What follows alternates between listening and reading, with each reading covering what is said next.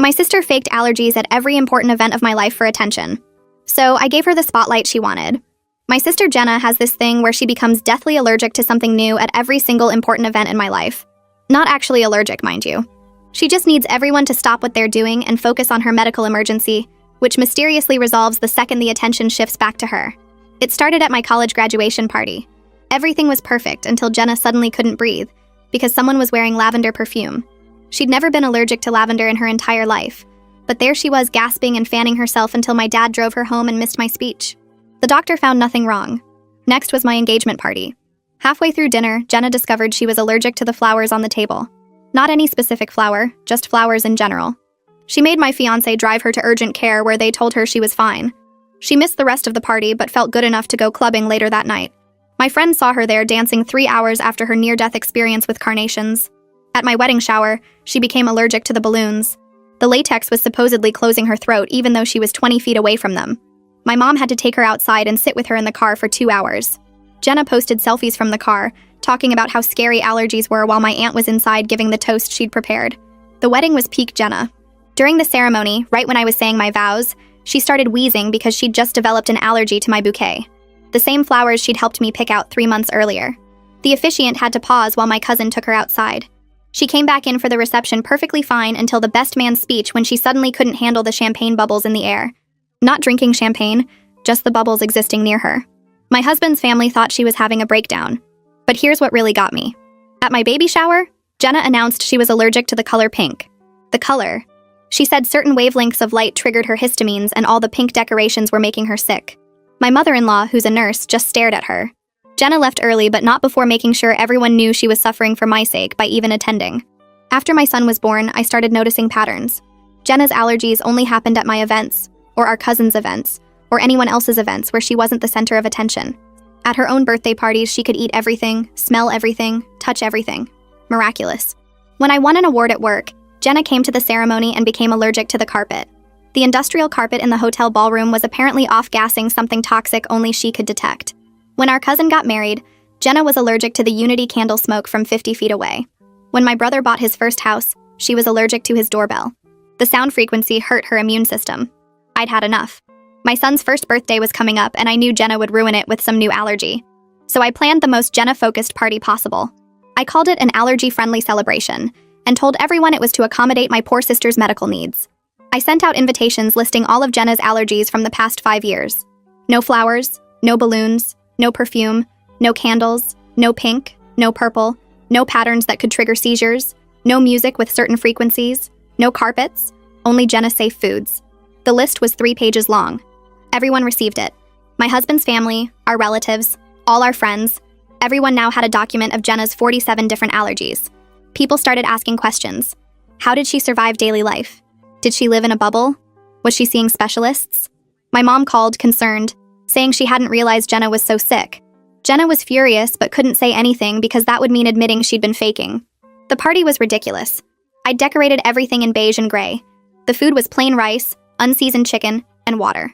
No cake because Jenna had been allergic to flour at my promotion dinner, eggs at my housewarming, and sugar at my anniversary party. The music was just white noise because anything else might trigger her sound sensitivity. I made a speech about how proud I was to sacrifice my son's first birthday to keep my sister safe and healthy.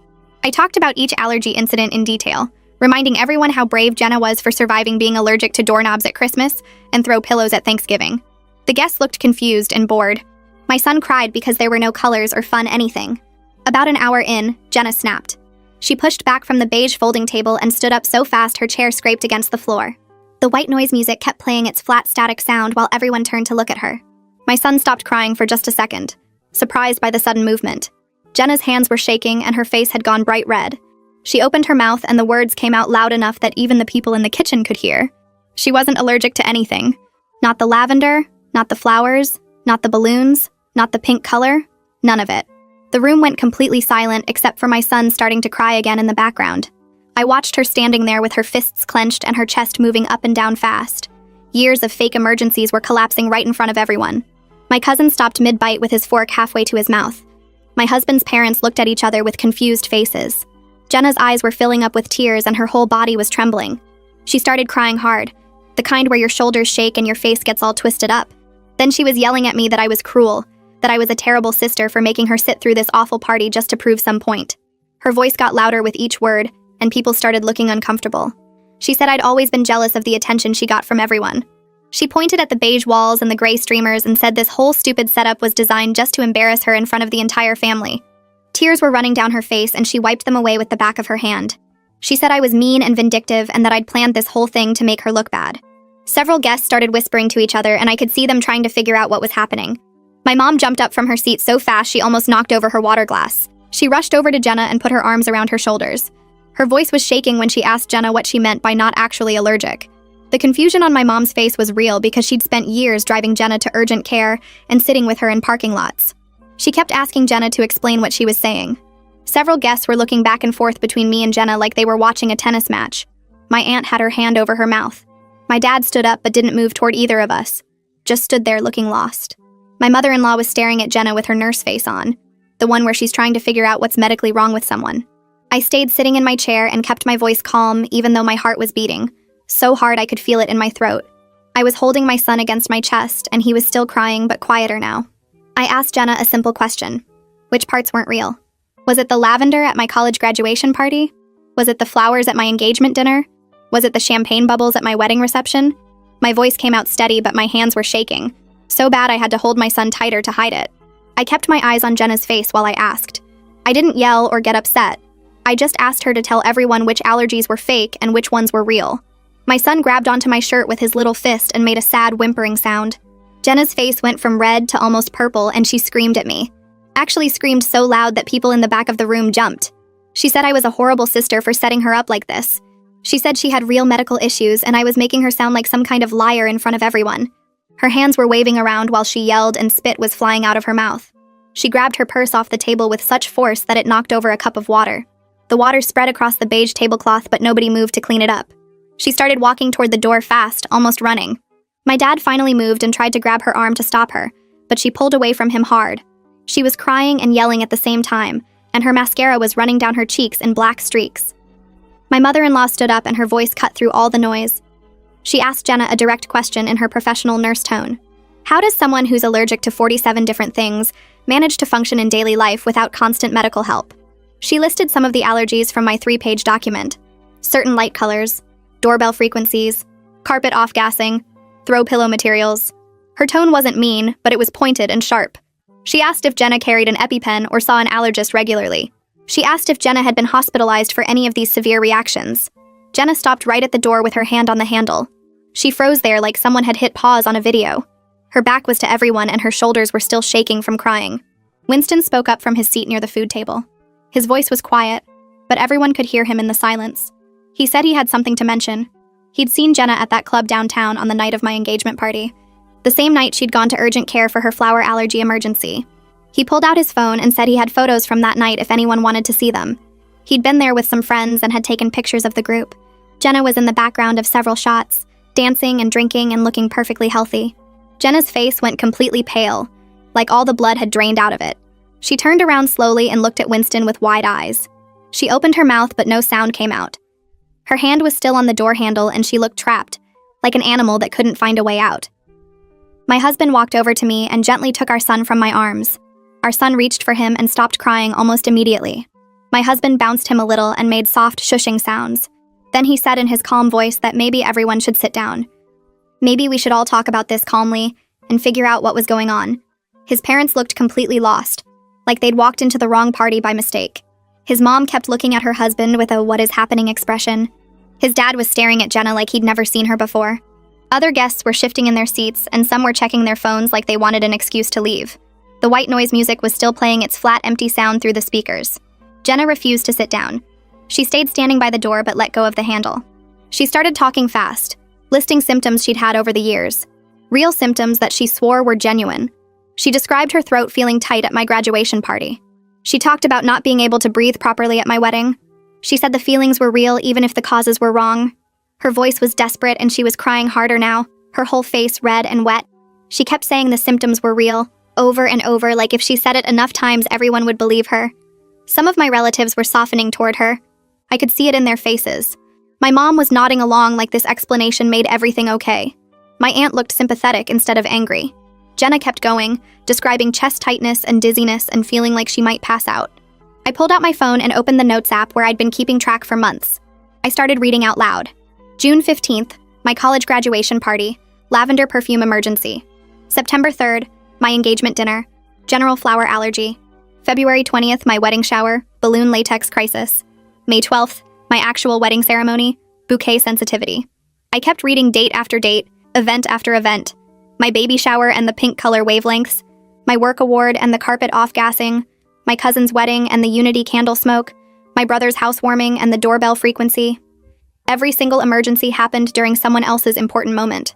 Never at Jenna's birthday parties. Never at her work events. Never on random ordinary days when nothing special was happening. The pattern was right there in black and white. Impossible to deny when you heard it all laid out in order with dates attached. People were staring at their hands or the floor or anywhere except at Jenna. The room felt smaller somehow, like the beige walls were closing in on all of us.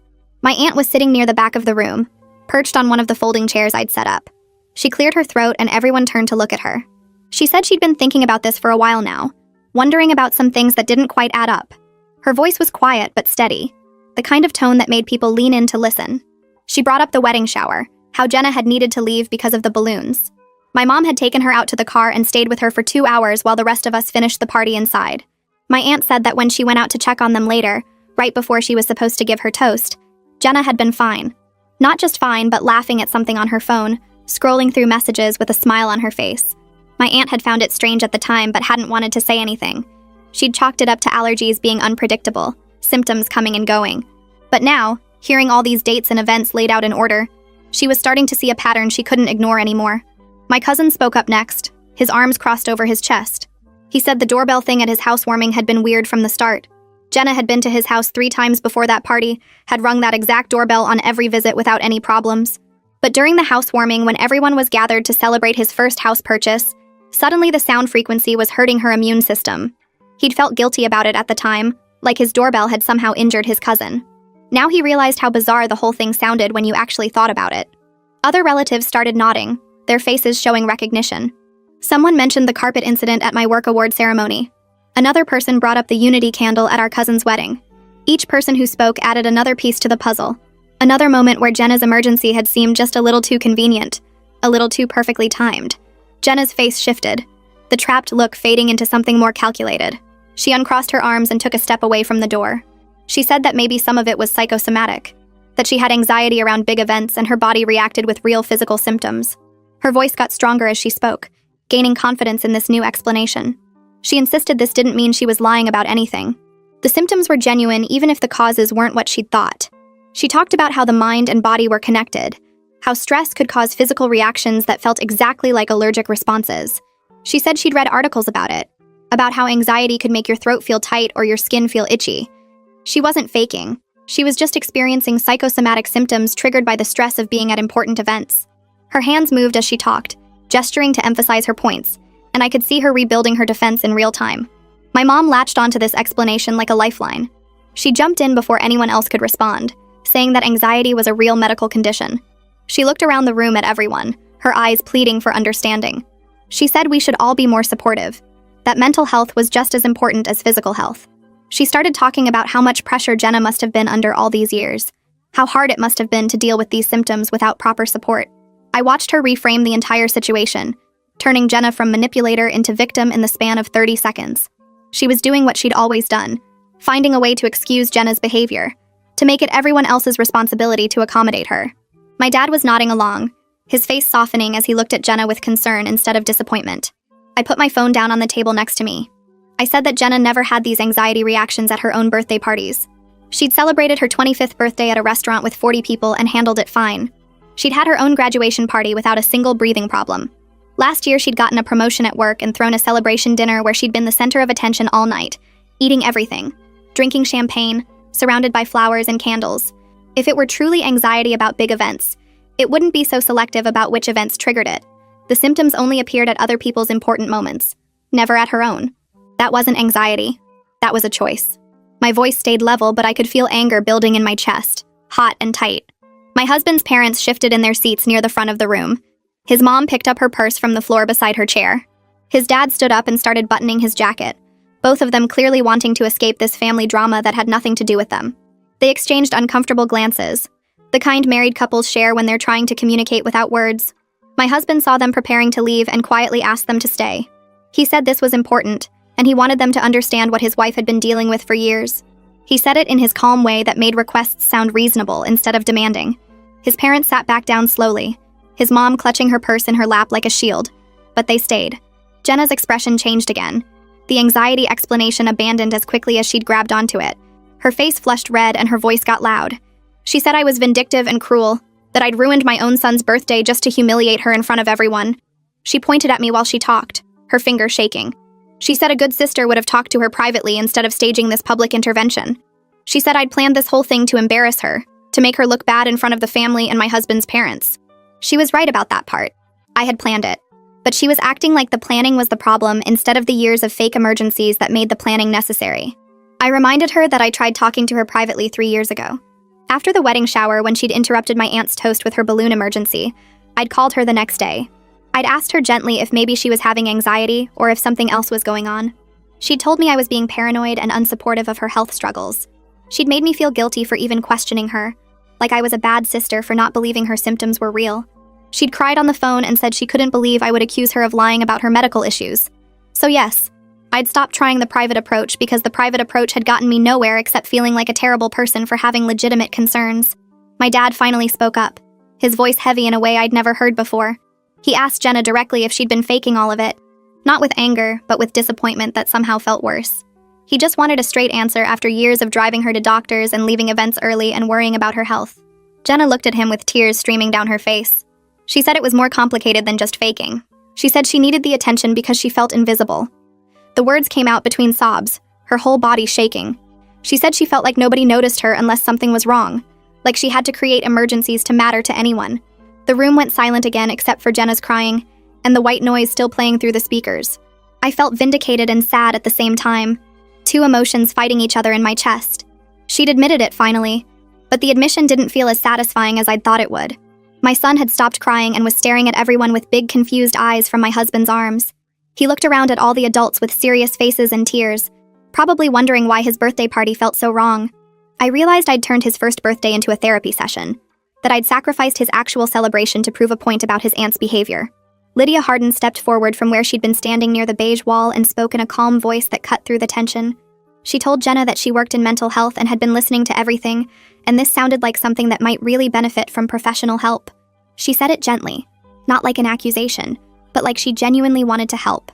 She offered to share some therapist recommendations with Jenna after things calmed down, said there were people who specialized in this kind of attention-seeking behavior and the underlying issues that caused it. Jenna looked at her with red, swollen eyes but didn't argue or get defensive. She just nodded slightly and wiped her face with the back of her hand. My mom started crying then too, these quiet sobs that made her shoulders shake. She said she didn't understand how this happened, or why Jenna felt invisible when she'd always been loved. Her voice cracked on the word loved, and my dad immediately put his arm around her. He looked older suddenly, more tired than I'd ever seen him. The lines around his eyes seemed deeper, and his face had this gray quality to it, like the weight of everything was physically pressing down on him. He didn't say anything, just held my mom while she cried, and stared at Jenna with this expression that was part confusion and part sadness. Jenna watched them for a moment, then walked slowly to one of the beige folding chairs and sat down heavily. The chair made a scraping sound against the floor that seemed too loud in the quiet room. She put her elbows on her knees and her face in her hands, taking several deep breaths before she started talking again. She admitted that it started small at my graduation party, that she'd felt left out and forgotten while everyone focused on me. She said when she pretended to have trouble breathing, everyone suddenly cared about her, asked if she was okay, made her the center of attention. Then it became a pattern she couldn't stop. Each time she did it, it got easier to fake and harder to resist doing it again. She said she knew it was wrong, but in those moments when everyone was celebrating someone else, she felt like she was disappearing, and the only way to matter was to create an emergency. My hands were shaking as I listened to her describe this pattern so casually, like it was just something that happened instead of something she actively chose to do over and over. I asked her why she couldn't just be happy for other people, why every important moment in my life had to become about her crisis. My voice cracked on the last word because I was thinking about my wedding vows being interrupted, about the officiant having to pause while everyone turned to look at Jenna wheezing in the third row. I thought about my baby shower and the color pink making her sick, about my aunt's toast that nobody heard because Jenna was having her balloon emergency in the parking lot. Years of memories were tainted now, colored by her fake emergencies and the knowledge that she'd done it all deliberately. Every single important day had this shadow over it, because Jenna needed to be the star of someone else's show. Jenna lifted her face from her hands and looked at me directly. She said she knew it was wrong, but she felt like she was disappearing, like everyone only paid attention to her when something was wrong with her. She was sobbing into her hands now, her whole body shaking with these big, gasping cries that made her sound like a little kid.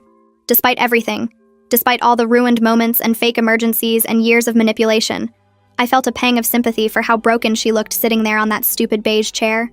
She looked small and pathetic, and genuinely miserable in a way that was different from her fake medical emergencies. My husband's mother cleared her throat quietly and suggested that maybe the rest of the guests should leave and let the immediate family work this out privately. She said it diplomatically, like she was offering us a gift rather than trying to escape an uncomfortable situation. Several people nodded gratefully and immediately started gathering their things, picking up purses and checking for phones, clearly relieved to have permission to leave. My cousin was already heading for the door before she even finished talking. I thanked everyone for coming and apologized for the drama, feeling my face get hot with embarrassment. My revenge plan had spiraled into this emotional confrontation that was way bigger than I'd intended. I'd wanted to expose Jenna's pattern, not create a full family therapy session in front of my husband's parents and half our relatives. My husband squeezed my shoulder supportively as we stood by the door saying goodbye to confused relatives and friends who didn't quite know what to say. They mumbled things like take care and hope everything works out while avoiding eye contact. Once only immediate family remained, the room felt bigger and emptier. My mom wiped her eyes and suggested we reschedule a proper birthday party for my son next weekend, one that was actually fun with colors and cake and music that wasn't white noise. She looked at me with pleading eyes, wanting to fix this and make it right, wanting to give my son the celebration he deserved. I agreed but said that Jenna needed to commit to therapy before she was invited to any more family events. My voice was firm when I said it because I meant it completely. I told her I couldn't keep wondering if she'd sabotage the next important moment, couldn't spend every celebration waiting for her next fake emergency. My dad nodded in agreement, looking at Jenna with this mixture of love and disappointment that made his face look even more tired. Jenna agreed to find a therapist, still crying but seeming genuinely sorry now that everything was out in the open. She apologized to me directly, saying she was sorry for ruining so many important days.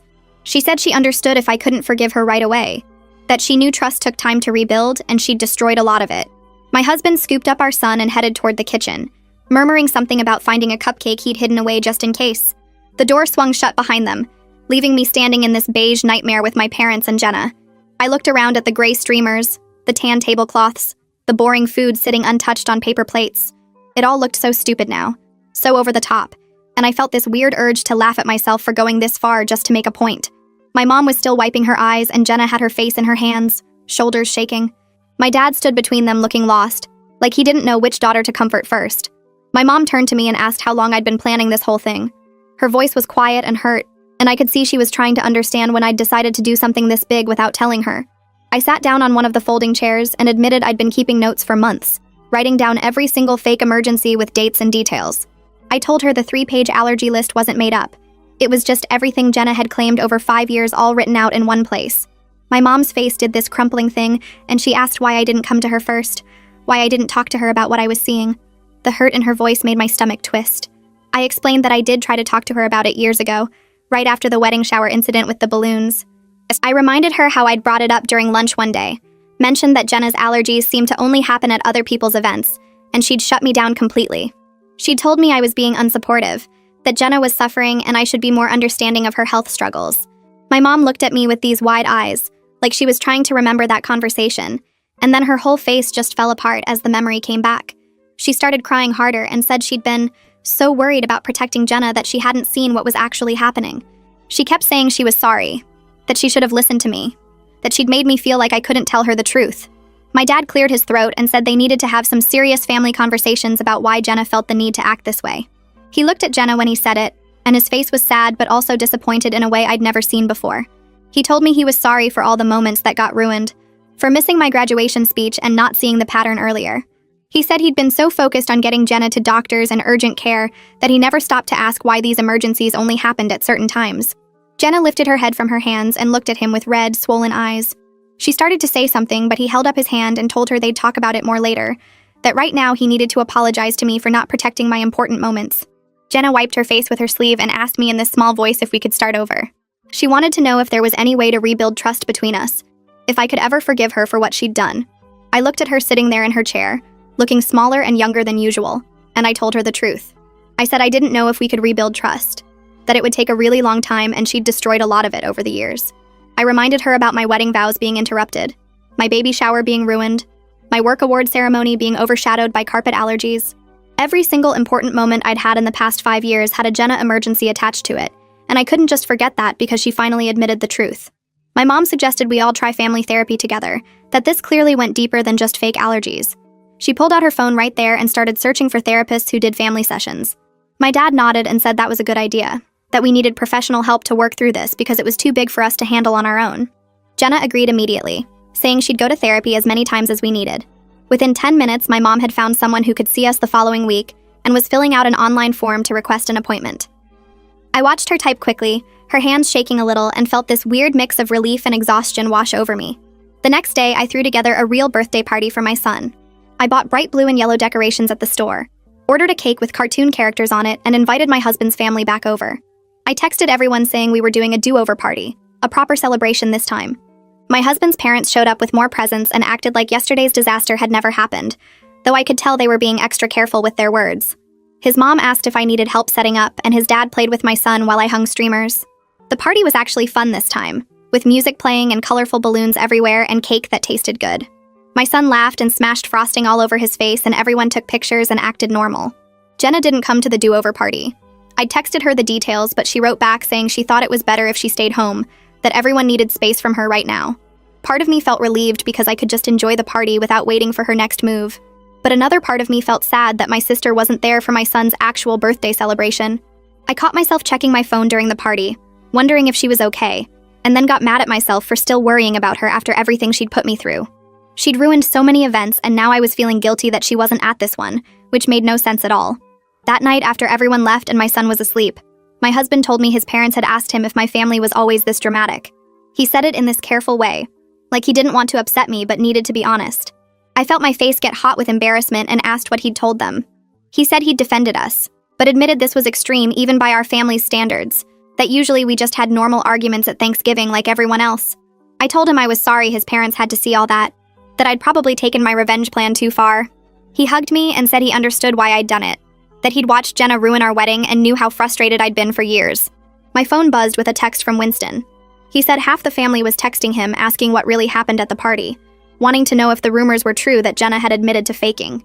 People were confused because they'd all received the 3-page allergy list, and now they were hearing she'd confessed to making it all up. I wrote back and asked him to tell people the truth, that Jenna had admitted she'd been faking allergies for attention, and we were working on it as a family. I said we were starting therapy next week and trying to deal with it the right way. He sent back a thumbs up and said he'd spread the word, that people deserved to know what actually happened after getting that crazy allergy list in the mail. The family therapy session happened the following Tuesday, in a small office that smelled like lavender air freshener. We all sat on a gray couch that was too small for 4 adults, with me pressed against the armrest and Jenna on the opposite end. The therapist was a woman in her 50s named Dr. Reyes, who had kind eyes, but a no-nonsense way of speaking that made me think she'd heard every excuse in the book. She started by asking each of us to describe what brought us there, and my mom immediately jumped in with a long explanation about how we were a close family going through a rough patch. Jenna cried through most of the session, dabbing at her eyes with tissues and saying she didn't mean to hurt anyone. My mom got defensive when Dr. Reyes gently pointed out that making excuses for Jenna's behavior might have helped it continue for so long. She kept saying things like, "But Jenna's always been sensitive," and "I was just trying to keep the peace." My dad sat quiet in the corner chair he'd claimed, processing everything with this sad, confused look on his face. He kept glancing between Jenna and me like he was trying to figure out where everything went wrong. When Dr. Reyes asked him directly what he thought about the situation, he just said he loved both his daughters and didn't know how to fix this. The session lasted an hour and felt like 3, with long silences broken by Jenna's crying or my mom's defensive explanations. By the end, Dr. Reyes said she thought we had a lot of work to do, but that she was glad we were there. She scheduled us for another session in 2 weeks. Dr. Reyes spent the second session helping us understand that Jenna's behavior likely came from deeper problems with feeling invisible and needing attention. She said attention-seeking patterns like this usually develop over years, not overnight, and that meant there were probably family dynamics we all needed to look at. Jenna got individual homework assignments, like keeping a journal about times she felt the urge to create drama and what she was really feeling in those moments. The therapist also suggested my parents examine their own relationship and how they handled conflict, which made my mom shift uncomfortably in her seat. She asked if they ever fought in front of us kids, or if they always tried to present a united front. My dad admitted they usually swept problems under the rug to avoid confrontation, and Dr. Reyes nodded like that explained something important. She talked about how kids learn to get attention based on what works in their family system, and if being dramatic was the only way to get noticed, then that becomes the pattern. I sat there feeling weird about analyzing my whole childhood like this, but also understanding things I'd never put together before. The session ended with Dr. Reyes telling Jenna she needed to see her own therapist twice a week, not just come to family sessions. Jenna agreed without arguing, which surprised me. Over the next few weeks, Jenna actually went to her therapy appointments and seemed to take them seriously. She texted me occasionally with small apologies for specific things, like the time she ruined my work award ceremony or when she faked being allergic to my wedding bouquet. The texts weren't asking for forgiveness or trying to start long conversations, just acknowledging what she'd done wrong. One text said, "I'm sorry I made your engagement party about me. That was your night and I took it from you." Another said, "I know saying sorry doesn't fix the doorbell thing at our brother's house. That was ridiculous and I embarrassed everyone." I didn't always respond right away because I wasn't sure what to say, but I kept the texts saved on my phone. My husband noticed I was checking my phone more often and asked if everything was okay. I showed him the messages and he said it seemed like real progress, that Jenna was taking responsibility instead of making excuses. Part of me wanted to believe it was genuine change, but another part kept waiting for her to slip back into old patterns. I caught myself being suspicious of every text, wondering if there was some hidden agenda, or if she was building up to asking for something. But the texts kept coming every few days, always short and specific, never dramatic or asking for anything back. My mom called me late one Thursday night, crying so hard I could barely understand her at first. She kept apologizing for not believing me sooner, for all the years she'd made excuses for Jenna instead of seeing the pattern. Her voice was shaky and broken, and she said the family therapist had helped her see how she'd prioritized keeping peace over dealing with real problems. She told me she'd always known something was off about Jenna's allergies, but convinced herself it was easier to just go along with it than cause conflict. She said she was sorry for all the times she'd made me feel like I was being mean or unsupportive when I tried to point out what Jenna was doing. The conversation lasted almost an hour, with her crying and talking about specific incidents she now saw differently. She brought up my wedding and how she'd rushed to help Jenna during my vows instead of telling her to wait until after the ceremony. She mentioned my baby shower and how she'd actually felt relieved when Jenna left early because it meant no more drama, but then felt guilty for feeling that way. I listened to her pour everything out, feeling my own throat get tight with emotion. When she finally stopped talking, there was this long silence on the phone where we were both just breathing and trying not to cry harder. I told my mom I forgave her, that I understood she was trying to protect both her daughters in the only way she knew how. I explained that I didn't blame her for Jenna's behavior, that Jenna was an adult who made her own choices, but I also said I was glad she could finally see what had been happening, because it had made me feel crazy for years.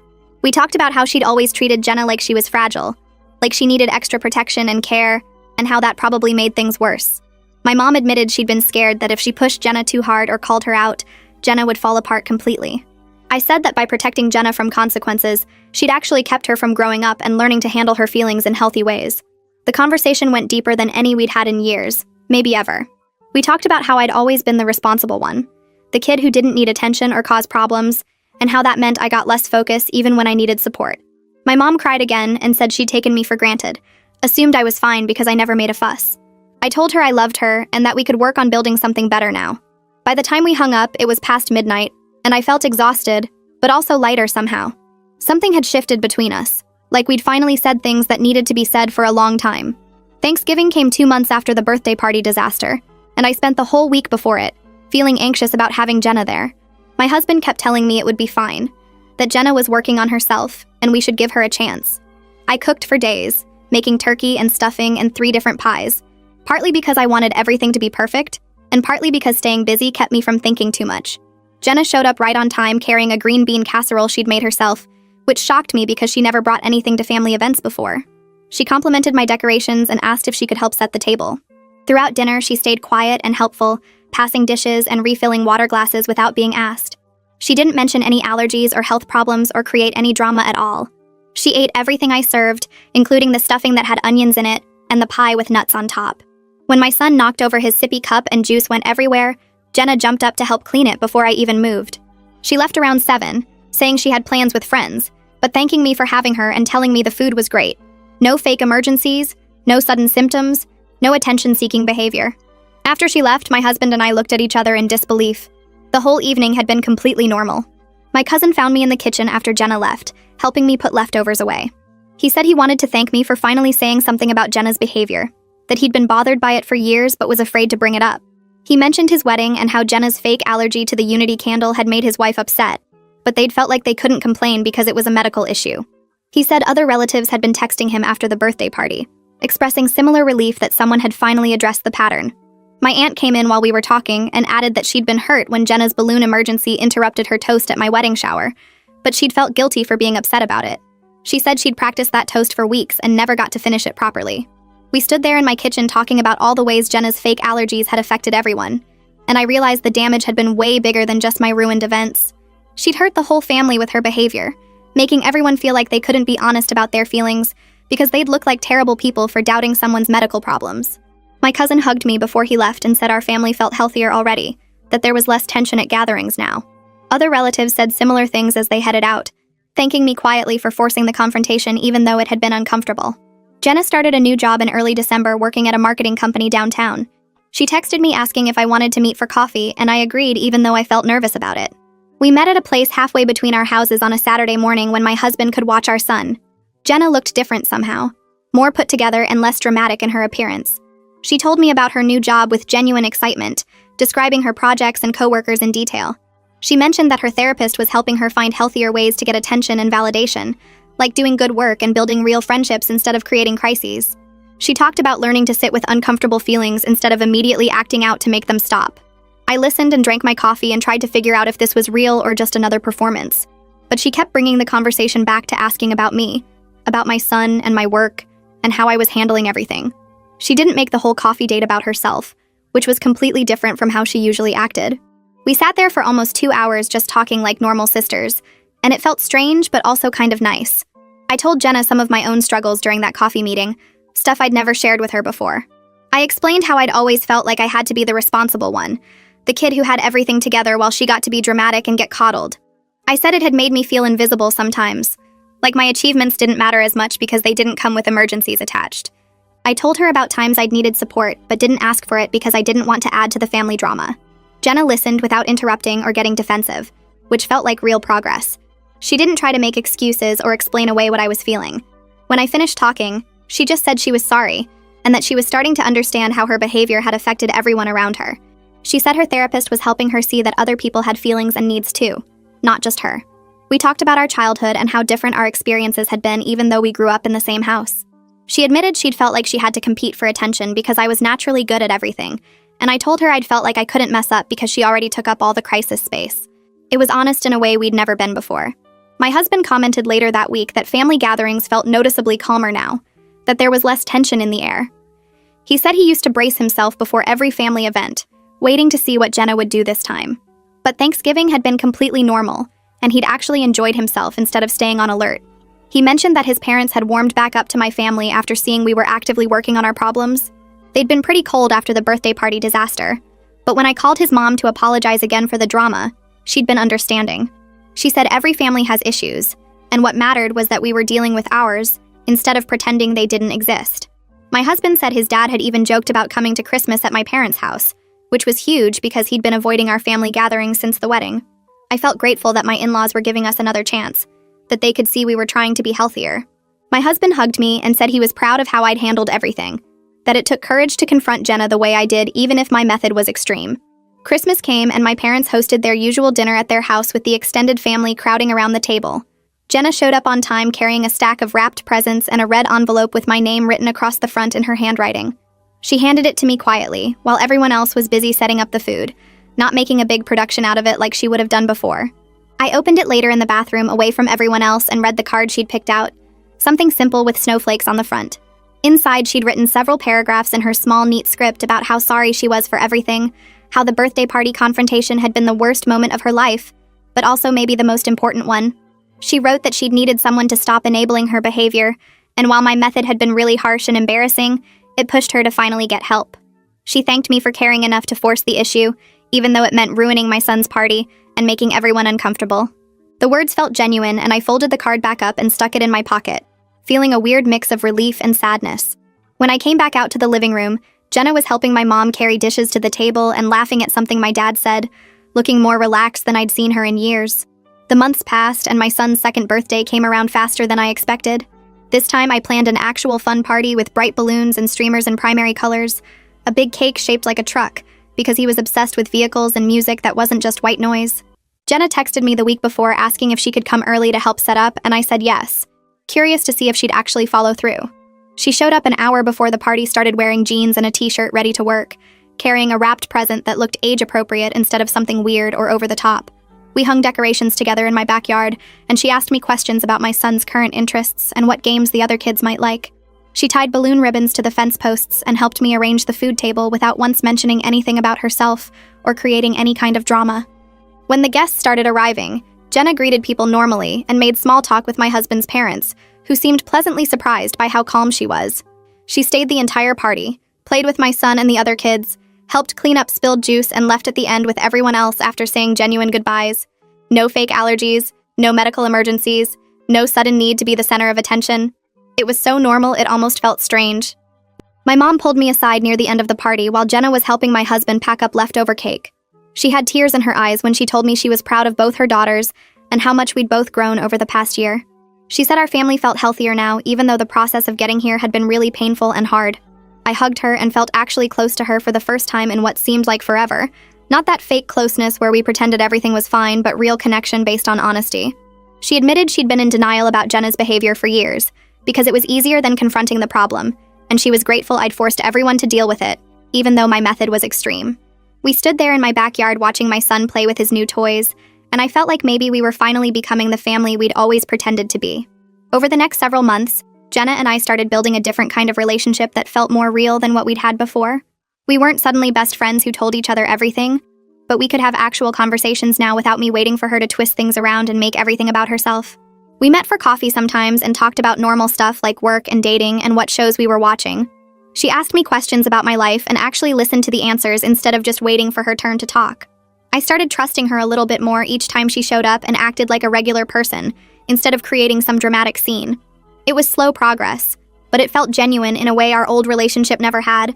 I could tell she was working hard in therapy because she'd catch herself sometimes when she started falling into old patterns and actually correct her behavior instead of doubling down.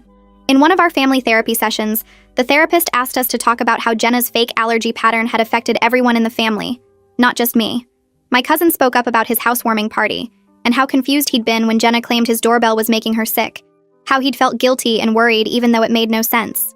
My aunt talked about the wedding shower and how hurt she'd been that her toast got interrupted, how she'd spent weeks preparing what she wanted to say and never got to finish it. One by one, different family members shared their experiences, and Jenna sat there listening to all of it, hearing for the first time how her behavior had created this ripple effect through everyone's lives. She didn't get defensive or try to make excuses, just listened with tears running down her face as people explained how her fake emergencies had affected them. The therapist pointed out that this kind of listening without defending herself showed real progress in her treatment. Later in that same session, Jenna took full responsibility for everything, without trying to minimize what she'd done or ask anyone to feel sorry for her. She acknowledged that she'd been selfish and manipulative and had hurt people she cared about because she was too caught up in her own need for attention. The therapist made a note about how significant this was, how many people in Jenna's situation would try to make excuses or shift blame, but Jenna was owning her behavior completely. My dad started crying at that point, which I'd never seen him do before, and told Jenna he loved her and was proud of the work she was doing to change. He said he was sorry he hadn't seen what was happening sooner and hadn't helped her get treatment years ago. We all sat there in that therapist's office feeling raw and emotional, but also like we were finally dealing with real issues, instead of pretending everything was fine. Summer came and my husband and I decided to host a casual backyard barbecue. Nothing fancy, just burgers and hot dogs and some lawn games. Jenna asked if she could bring her new boyfriend and I said yes, curious to meet the guy she'd been dating for a few months. They showed up together and he seemed nice and normal, the kind of stable guy I'd never seen her with before. She introduced him to everyone without any drama or need to make herself the center of attention, just casual introductions like any normal person would do. I watched them throughout the afternoon and noticed how he was kind to her, but didn't baby her or treat her like she was fragile. They played cornhole with some other guests, and Jenna laughed at his terrible aim, and he teased her back, and it all seemed healthy and balanced. I realized while watching them that she was actually changing, that this wasn't just an act she was putting on for the family. At one point during the barbecue, Jenna's boyfriend mentioned to me and my husband that Jenna had told him early in their relationship about her past attention-seeking behavior and her therapy work. He said she'd been really honest about her struggles and what she was working on, which he appreciated because it showed she was serious about changing. I felt impressed by how transparent she was being with him, letting herself be vulnerable in a healthy way, instead of hiding her problems or making up dramatic stories.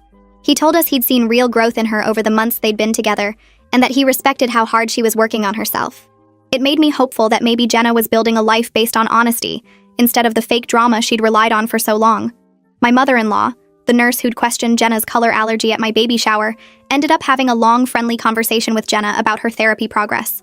I watched them talking by the grill and saw my mother-in-law nodding and smiling, seeming genuinely interested in what Jenna was saying.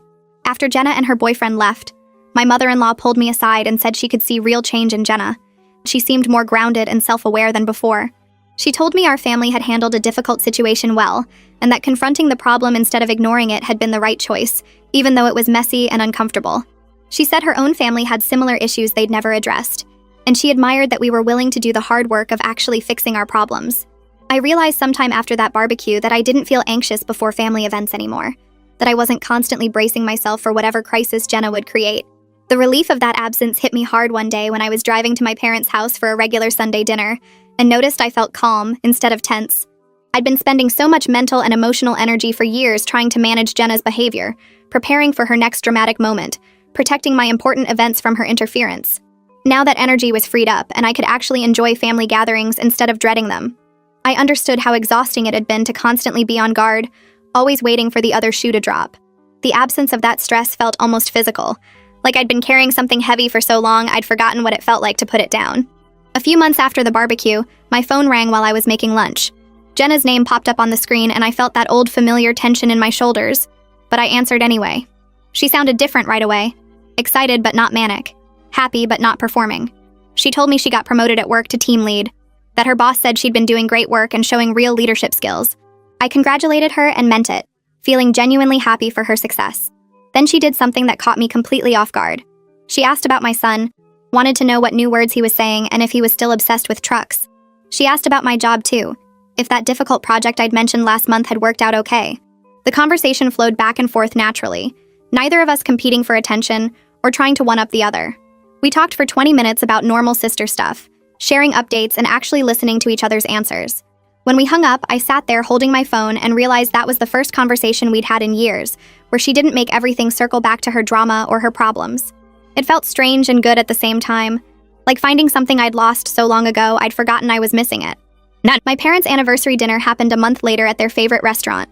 The whole family gathered around a long table and Jenna showed up on time with her boyfriend, looking relaxed and happy. After we'd all eaten and the waiters cleared our plates, Jenna stood up and tapped her glass to get everyone's attention. My stomach tightened because old habits die hard, but she smiled at our parents and started talking about how grateful she was for their support through her therapy journey. She said the past year had been the hardest of her life, that facing her behavior and working to change it required constant effort and honesty.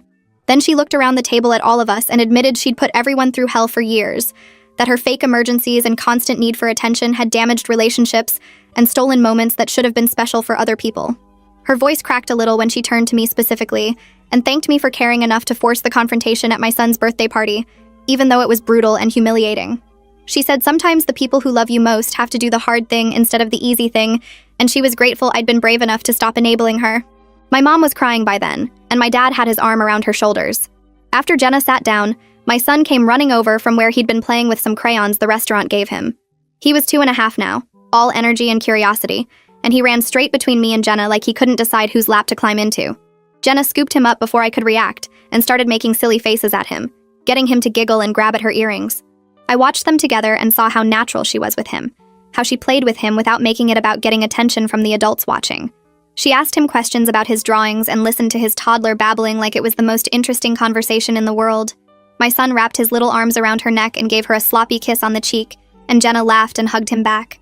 I felt something shift inside me as I watched them, a careful kind of hope that maybe our family could actually be okay. We'd never be perfect, probably never stop having complicated dynamics and old wounds that ached sometimes. But sitting there at that anniversary dinner, watching my sister play with my son while my parents smiled at each other across the table, I thought maybe we were building something healthier than what we'd had before. The work wasn't finished and probably never would be completely, but we were so much better than we'd been 2 years ago when everything exploded at that beige birthday party. That had to count for something. My sister said I owed her money because I didn't stop her teen pregnancy. Her custody hearing was enlightening.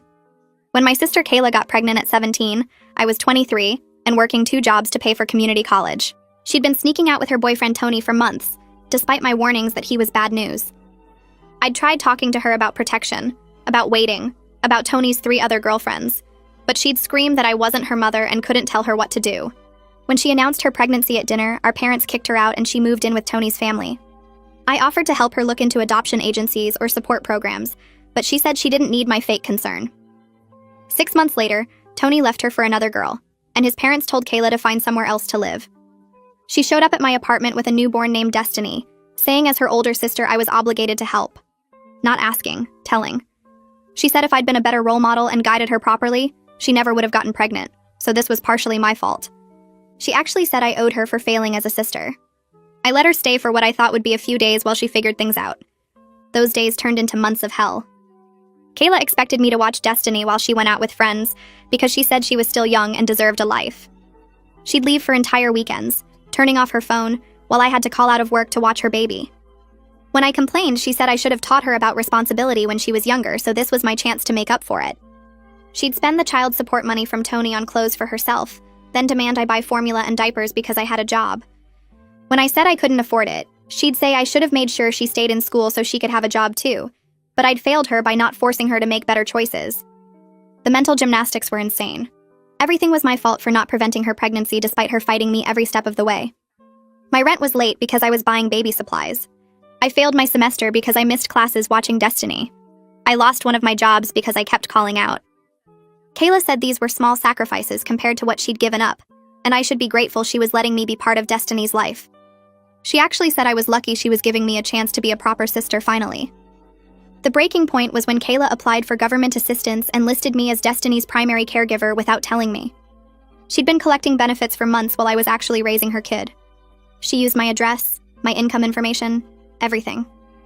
When I confronted her, she said I was basically Destiny's mom anyway since I did everything, so it made sense for me to be legally responsible.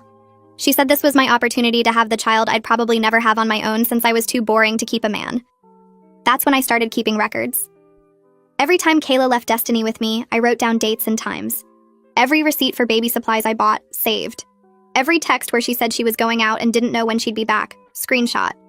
Every time she called me mom in front of Destiny because she couldn't be bothered to correct her, recorded. 6 months of detailed documentation of abandonment. Then Kayla made a mistake. She posted online about being a struggling single mom who got no help from anyone, trying to get sympathy and donations from strangers. She said her family had abandoned her and she was raising Destiny completely alone while working 3 jobs. People started sending her money through crowdfunding apps. She'd raised $2,000 on lies when I decided enough was enough. I filed for emergency custody of Destiny. The court date was set and Kayla laughed, saying no judge would give a baby to an aunt over her mother. She didn't take it seriously, didn't even get a lawyer, just showed up in clubbing clothes she'd worn the night before, still smelling like alcohol and smoke. I came with 6 months of evidence and my lawyer cousin Rita, who'd agreed to help after hearing how Kayla had been treating me. The judge asked Kayla basic questions about Destiny's routine.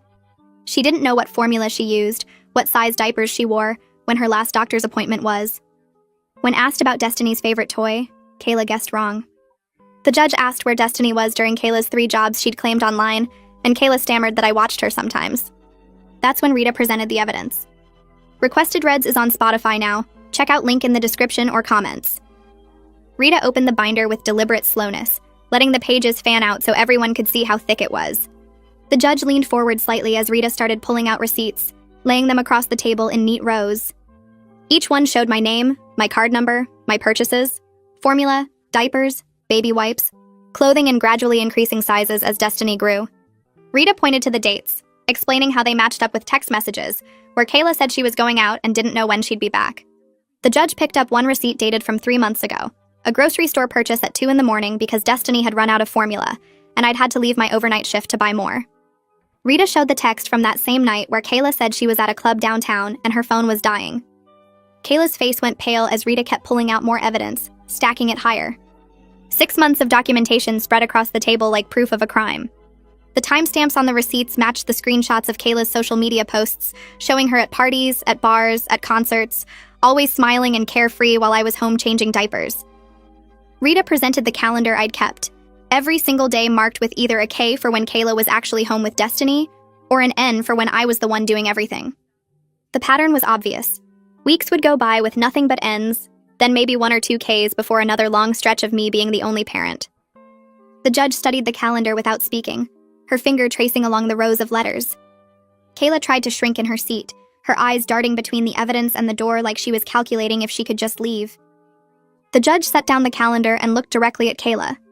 She asked about the government assistance application, reading the date it was filed and the information listed. Kayla's hands twisted together in her lap as she stammered something about how she thought it was fine since I was watching Destiny most of the time anyway. Her voice got higher and faster as she tried to explain, saying she didn't understand all the paperwork and just filled out what made sense. The judge's expression didn't change, but something about her posture got straighter, more rigid. Rita didn't wait for Kayla to finish. She pulled out another stack of papers showing the benefits Kayla had collected over 5 months, the dollar amounts highlighted in yellow.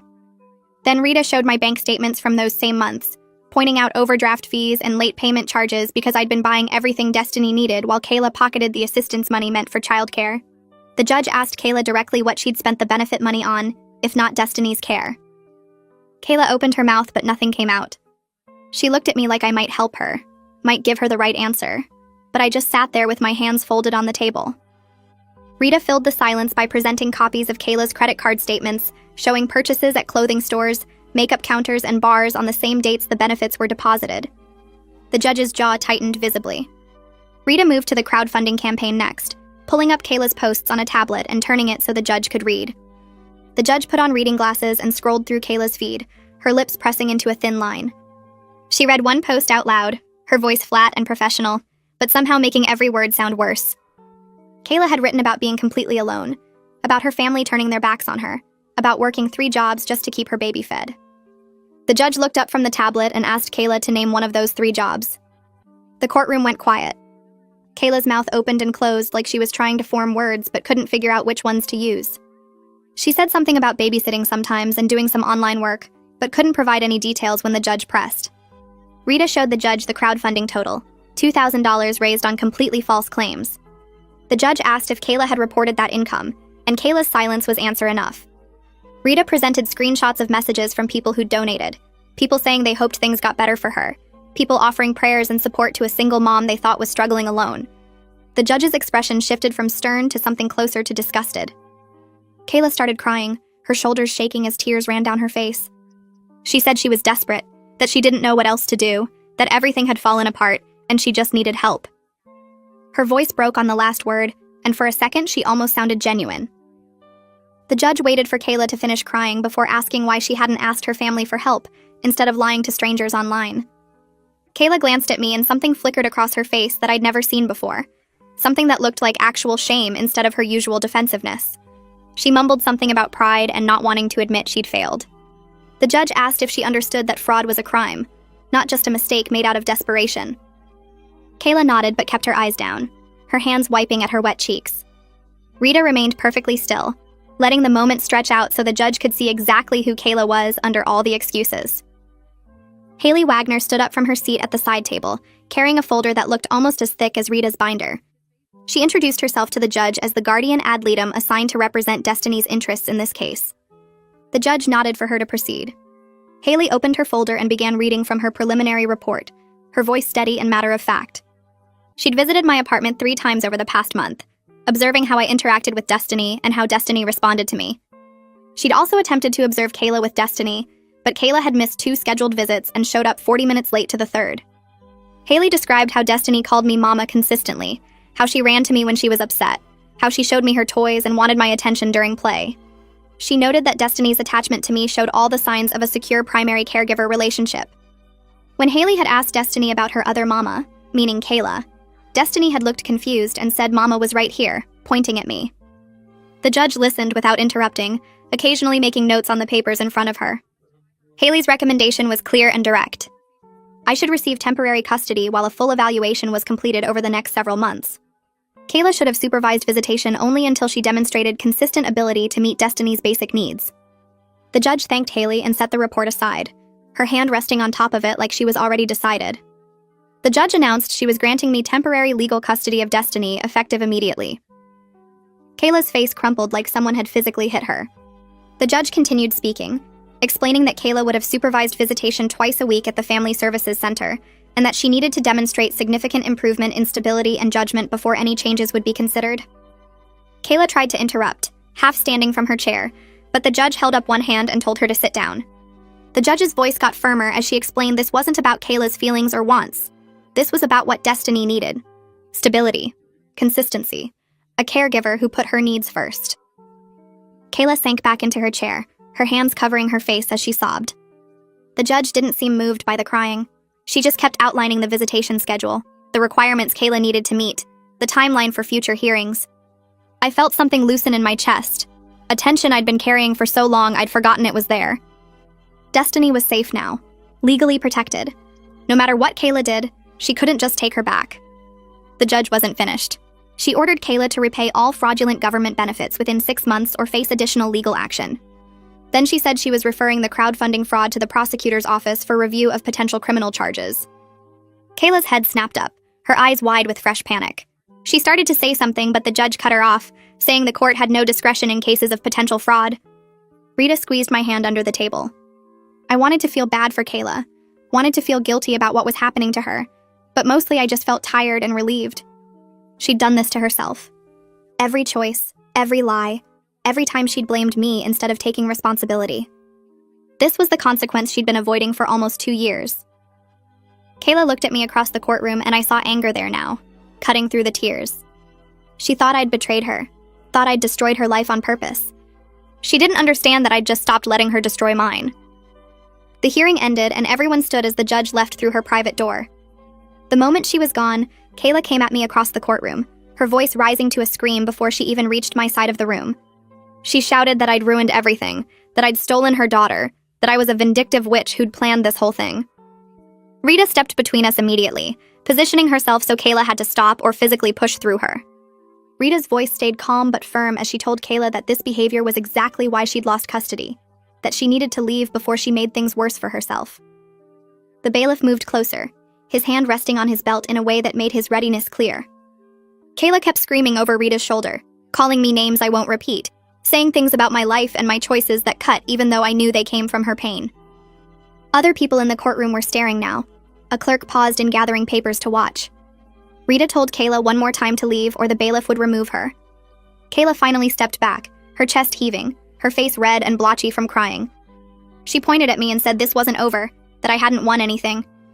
Then she turned and shoved through the courtroom doors hard enough that they banged against the walls. I picked Destiny up from the daycare attached to the courthouse where she'd been playing during the hearing. She reached for me immediately, her little arms wrapping around my neck. The drive home took 20 minutes and she fussed in her car seat the whole way, sensing something was different even if she didn't understand what. Back at our apartment, I made her lunch while she clung to my leg, not wanting to let me out of her sight. She picked at her food, eating maybe half before pushing the plate away. I carried her to her room for nap time and she fought it at first, crying and calling for Mama in a way that made my heart hurt. But I held her and rocked her and sang the song she liked, and eventually her eyes got heavy. She fell asleep with her hand fisted in my shirt, making sure I couldn't leave without her knowing. I sat there on the floor next to her crib watching her breathe, watching her face relax into peaceful sleep. The weight of what had just happened settled over me like a physical thing.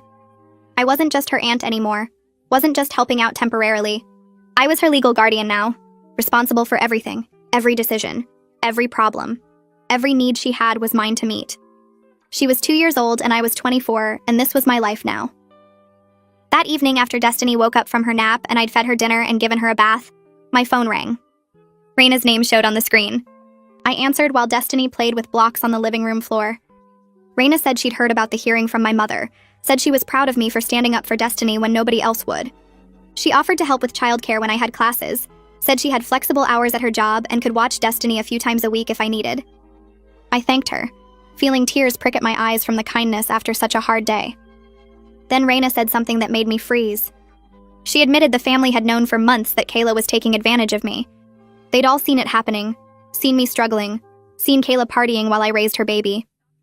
But nobody wanted to get involved in the drama, didn't want to pick sides, didn't want to make things awkward at family gatherings.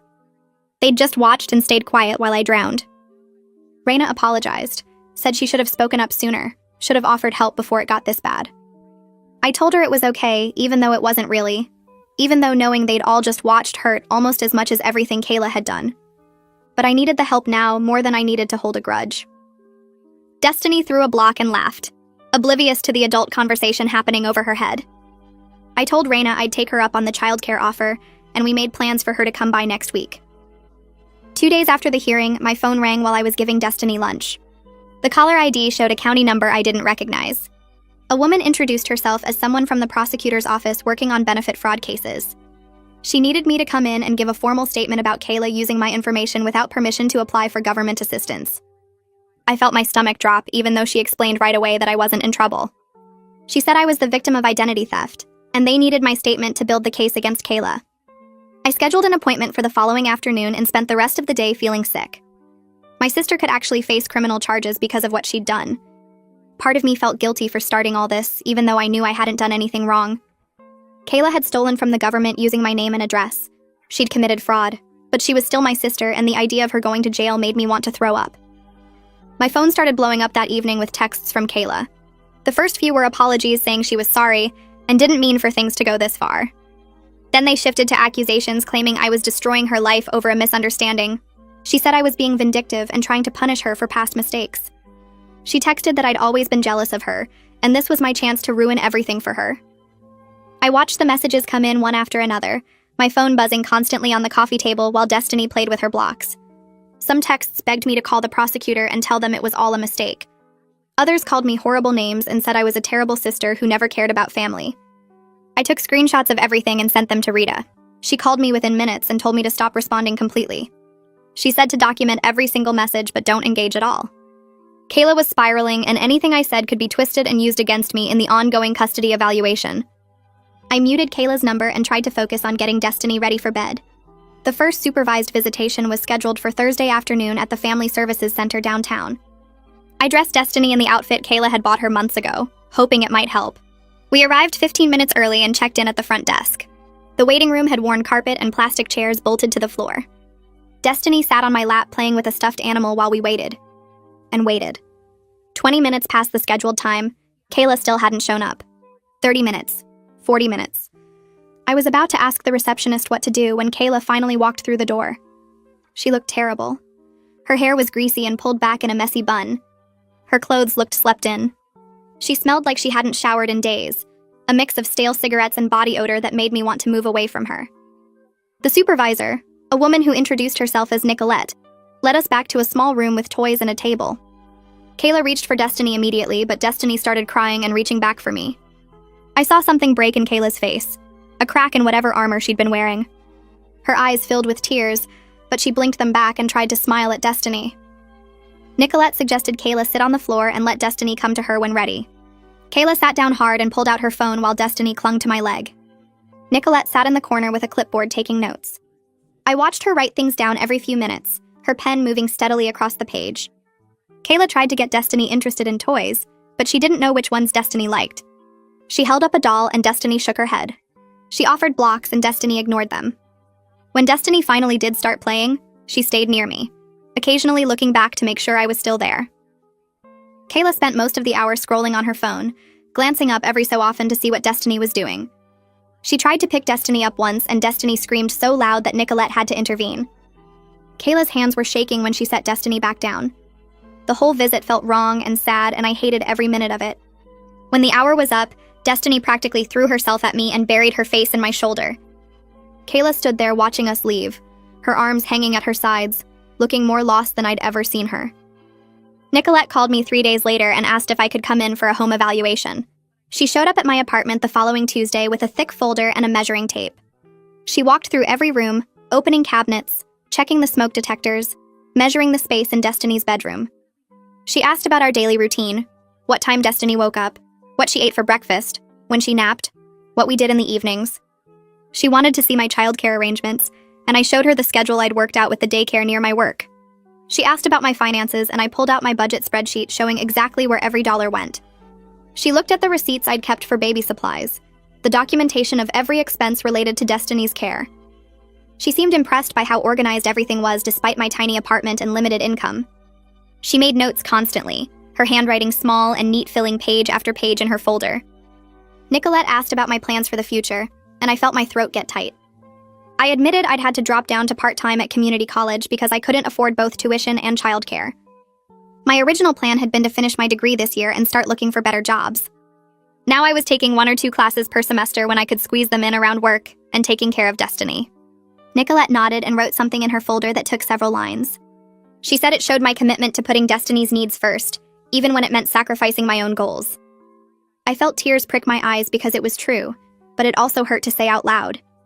My whole life had changed, and there was no going back to what I'd planned. Nicolette spent another hour going through emergency procedures, asking about my support system, reviewing Destiny's medical records. When she finally left, I felt exhausted and exposed, like she'd seen every corner of my life and found it barely adequate. Kayla started posting on social media again a few days later. I saw the first post when my friend sent me a screenshot asking if I was okay. Kayla had written a long story about how I'd manipulated the court system and stolen her baby through lies and fake evidence. She said I'd always been jealous of her and couldn't stand seeing her happy. She claimed I'd made up stories about her being a bad mother because I wanted Destiny for myself. The post had dozens of comments from people who didn't know the real story, all saying how terrible I was and how sorry they felt for Kayla. She posted again the next day with more accusations, each one more twisted than the last. She said I'd forged documents and paid people to lie in court. She said the judge was biased because Rita knew someone in the courthouse. She built this whole narrative where she was the innocent victim, and I was some kind of villain who'd orchestrated everything out of spite. I watched people believe her version of events and felt powerless to do anything about it. My mother called that weekend. I saw her name on my phone and almost didn't answer, but I picked up on the 4th ring. She said she'd seen Kayla's posts and wanted to know my side of the story. Then she asked if I really had to take things this far instead of working it out as a family. I felt anger rise up in my chest hot and fast. I reminded her that she'd kicked Kayla out when she got pregnant and had barely seen Destiny since she was born. I said she didn't get to question my choices when she'd made it clear she wanted nothing to do with the situation. She went quiet for a long moment. Then she changed the subject to ask how Destiny was doing, and if I needed anything. I told her we were fine and got off the phone as quickly as I could. My hands were shaking when I set my phone down. I was so tired of everyone having opinions about what I should do while offering no actual help. Rita called me that evening after seeing Kayla's posts. She told me to make all my social media accounts private immediately, and not to respond to any of Kayla's accusations online. She explained that anything I said publicly could be taken out of context and used against me in court. The best thing I could do was stay silent and let the evidence speak for itself. I followed her advice even though it killed me to watch people believe Kayla's lies. I wanted to defend myself, to tell everyone the truth about what had really happened. But I kept my mouth shut and made my accounts private, and watched my sister spin her story to anyone who would listen. It felt like losing even when I knew I was doing the right thing. The second supervised visit happened 2 weeks later. I brought Destiny to the Family Services Center expecting another awkward hour like the first time. But when we walked into the waiting room, Kayla was already there with a guy I'd never seen before. He had his arm around her shoulders and she was laughing at something he'd said. When she saw us, she jumped up and pulled the guy over. She introduced him as Lucas and told Destiny he was going to be her new daddy. Destiny hid behind my legs while Lucas tried to high-five her. The supervisor came out and immediately asked who Lucas was. Kayla said he was her boyfriend and she wanted him to meet Destiny during the visit. Nicolette's expression went hard and she separated them, explaining that only Kayla was approved for visitation. Kayla started arguing that Lucas was going to be part of Destiny's life, so he needed to be involved now. Nicolette repeated that the court order specified supervised visits for Kayla only, and if she couldn't follow that rule, the visit would be canceled. Lucas looked uncomfortable and said he'd wait in the car. Kayla shot me a look like this was somehow my fault, before following Nicolette back to the visitation room. I waited in the car while the visit finished, watching through the window as Kayla tried to get Destiny to play with blocks. Destiny kept looking toward the door where I'd left, and Kayla's frustration showed in how roughly she stacked the blocks. When the hour ended, Nicolette walked them out and gave me a tight smile that didn't reach her eyes. Destiny ran to me and wrapped her arms around my legs, burying her face against my jeans. Kayla stood in the doorway with her arms crossed, watching us with an expression I couldn't read. I buckled Destiny into her car seat and drove home without looking back.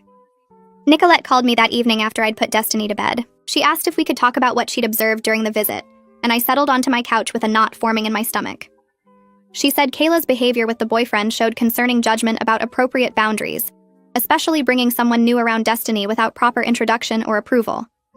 I agreed, remembering how uncomfortable the whole situation had felt. Then Nicolette asked if Kayla had a history of rushing into relationships, and I told her about Tony and how that had ended.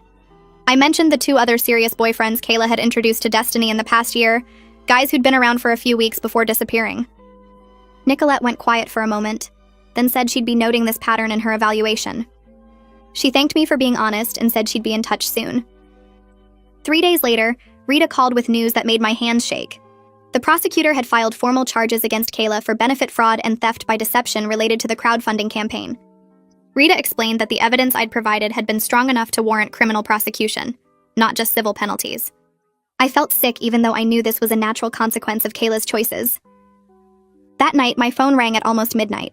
Kayla's name flashed on the screen and I almost didn't answer, but something made me pick up. She was sobbing so hard I could barely understand her at first. She said the police had contacted her about the charges and she was going to jail, and this was all my fault for giving them the evidence. I let her cry for a minute before telling her I hadn't filed criminal charges. The prosecutor had done that on their own. She begged me to make them drop the charges, to tell them it was all a misunderstanding. I explained as gently as I could that I didn't control what the prosecutor did, that once they had evidence of a crime, they had to pursue it. She called me a liar and hung up. The next scheduled visit came and went without Kayla showing up. I sat in the Family Services Center waiting room with Destiny for 20 minutes past the start time before Nicolette came out and said Kayla hadn't called to cancel. Destiny asked where her other mama was, and I didn't know what to tell her. We went home and I tried to keep our afternoon routine normal, but I felt sad watching Destiny look toward the door every time she heard a noise. The following week's visit was the same. No Kayla, no phone call, just me and Destiny sitting in that waiting room until Nicolette told us we could leave. She made notes on her clipboard and said this pattern of inconsistency was concerning. I asked if Kayla had given any reason for missing the visits, and Nicolette said she hadn't been able to reach her at all. Destiny stopped asking about her other mama after that second missed visit, which somehow made me sadder than the asking had. I'd been thinking about going back to the school full-time, but I needed childcare I could actually afford. The community college had a partnership with a daycare program that offered reduced rates for students, so I scheduled a tour. The director showed me around the toddler room where kids Destiny's age played with toys and did simple crafts.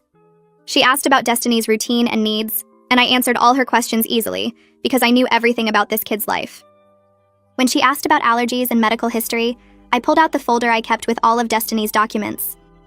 The director smiled and said most parents weren't nearly this organized. I enrolled Destiny for 3 mornings a week so I could take more classes. Filling out the enrollment forms felt strange when I wrote my name on the line for guardian, instead of checking the box for aunt or other relative. The permanence of it hit me hard, seeing my name there in black ink as the person legally responsible for this child. 2 weeks later, Nicolette called and asked if I could meet her at her office the next afternoon. I arranged for my aunt to watch Destiny and showed up nervous about what she might have found. Nicolette had a thick file on her desk when I walked in, and she got straight to the point. She'd conducted a surprise home visit to Kayla's current address the day before. I felt my stomach drop, wondering what she'd discovered. Nicolette said she'd found Kayla living in a 1-bedroom apartment with her boyfriend and 2 of his roommates. The apartment had been cluttered with clothes and dishes piled everywhere, and there was no appropriate sleeping space for a child. When Nicolette had asked where Destiny would sleep if she came to visit, Kayla had gestured vaguely at the couch. Nicolette had also noted that one of the roommates had been smoking inside, despite Kayla claiming the apartment was smoke-free. Kayla had admitted she couldn't afford her own place anymore after paying for a lawyer to help with the criminal charges.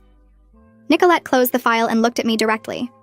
She said her evaluation would recommend I receive full custody with Kayla having supervised visitation only. I sat there processing what she'd just told me, feeling a mix of relief and sadness. Nicolette explained that Kayla had shown no meaningful progress in addressing the concerns that led to the temporary custody order. She'd missed visits, made poor choices about her living situation, and demonstrated continued inability to prioritize Destiny's needs. The recommendation would go to the judge within the week, and then a final hearing would be scheduled. I thanked Nicolette for being thorough and honest, and she said she was just doing what was best for Destiny. Walking to my car, I felt the weight of knowing this was really happening. Kayla was going to lose custody permanently, and I was going to become a mother at 24 to a child I'd never planned to raise. Kayla must have found out about the recommendation because 3 nights later I woke up to pounding on my apartment door. I checked my phone and saw it was 11 at night. Through the peephole, I could see Kayla with her face red and streaked with tears, demanding to see Destiny.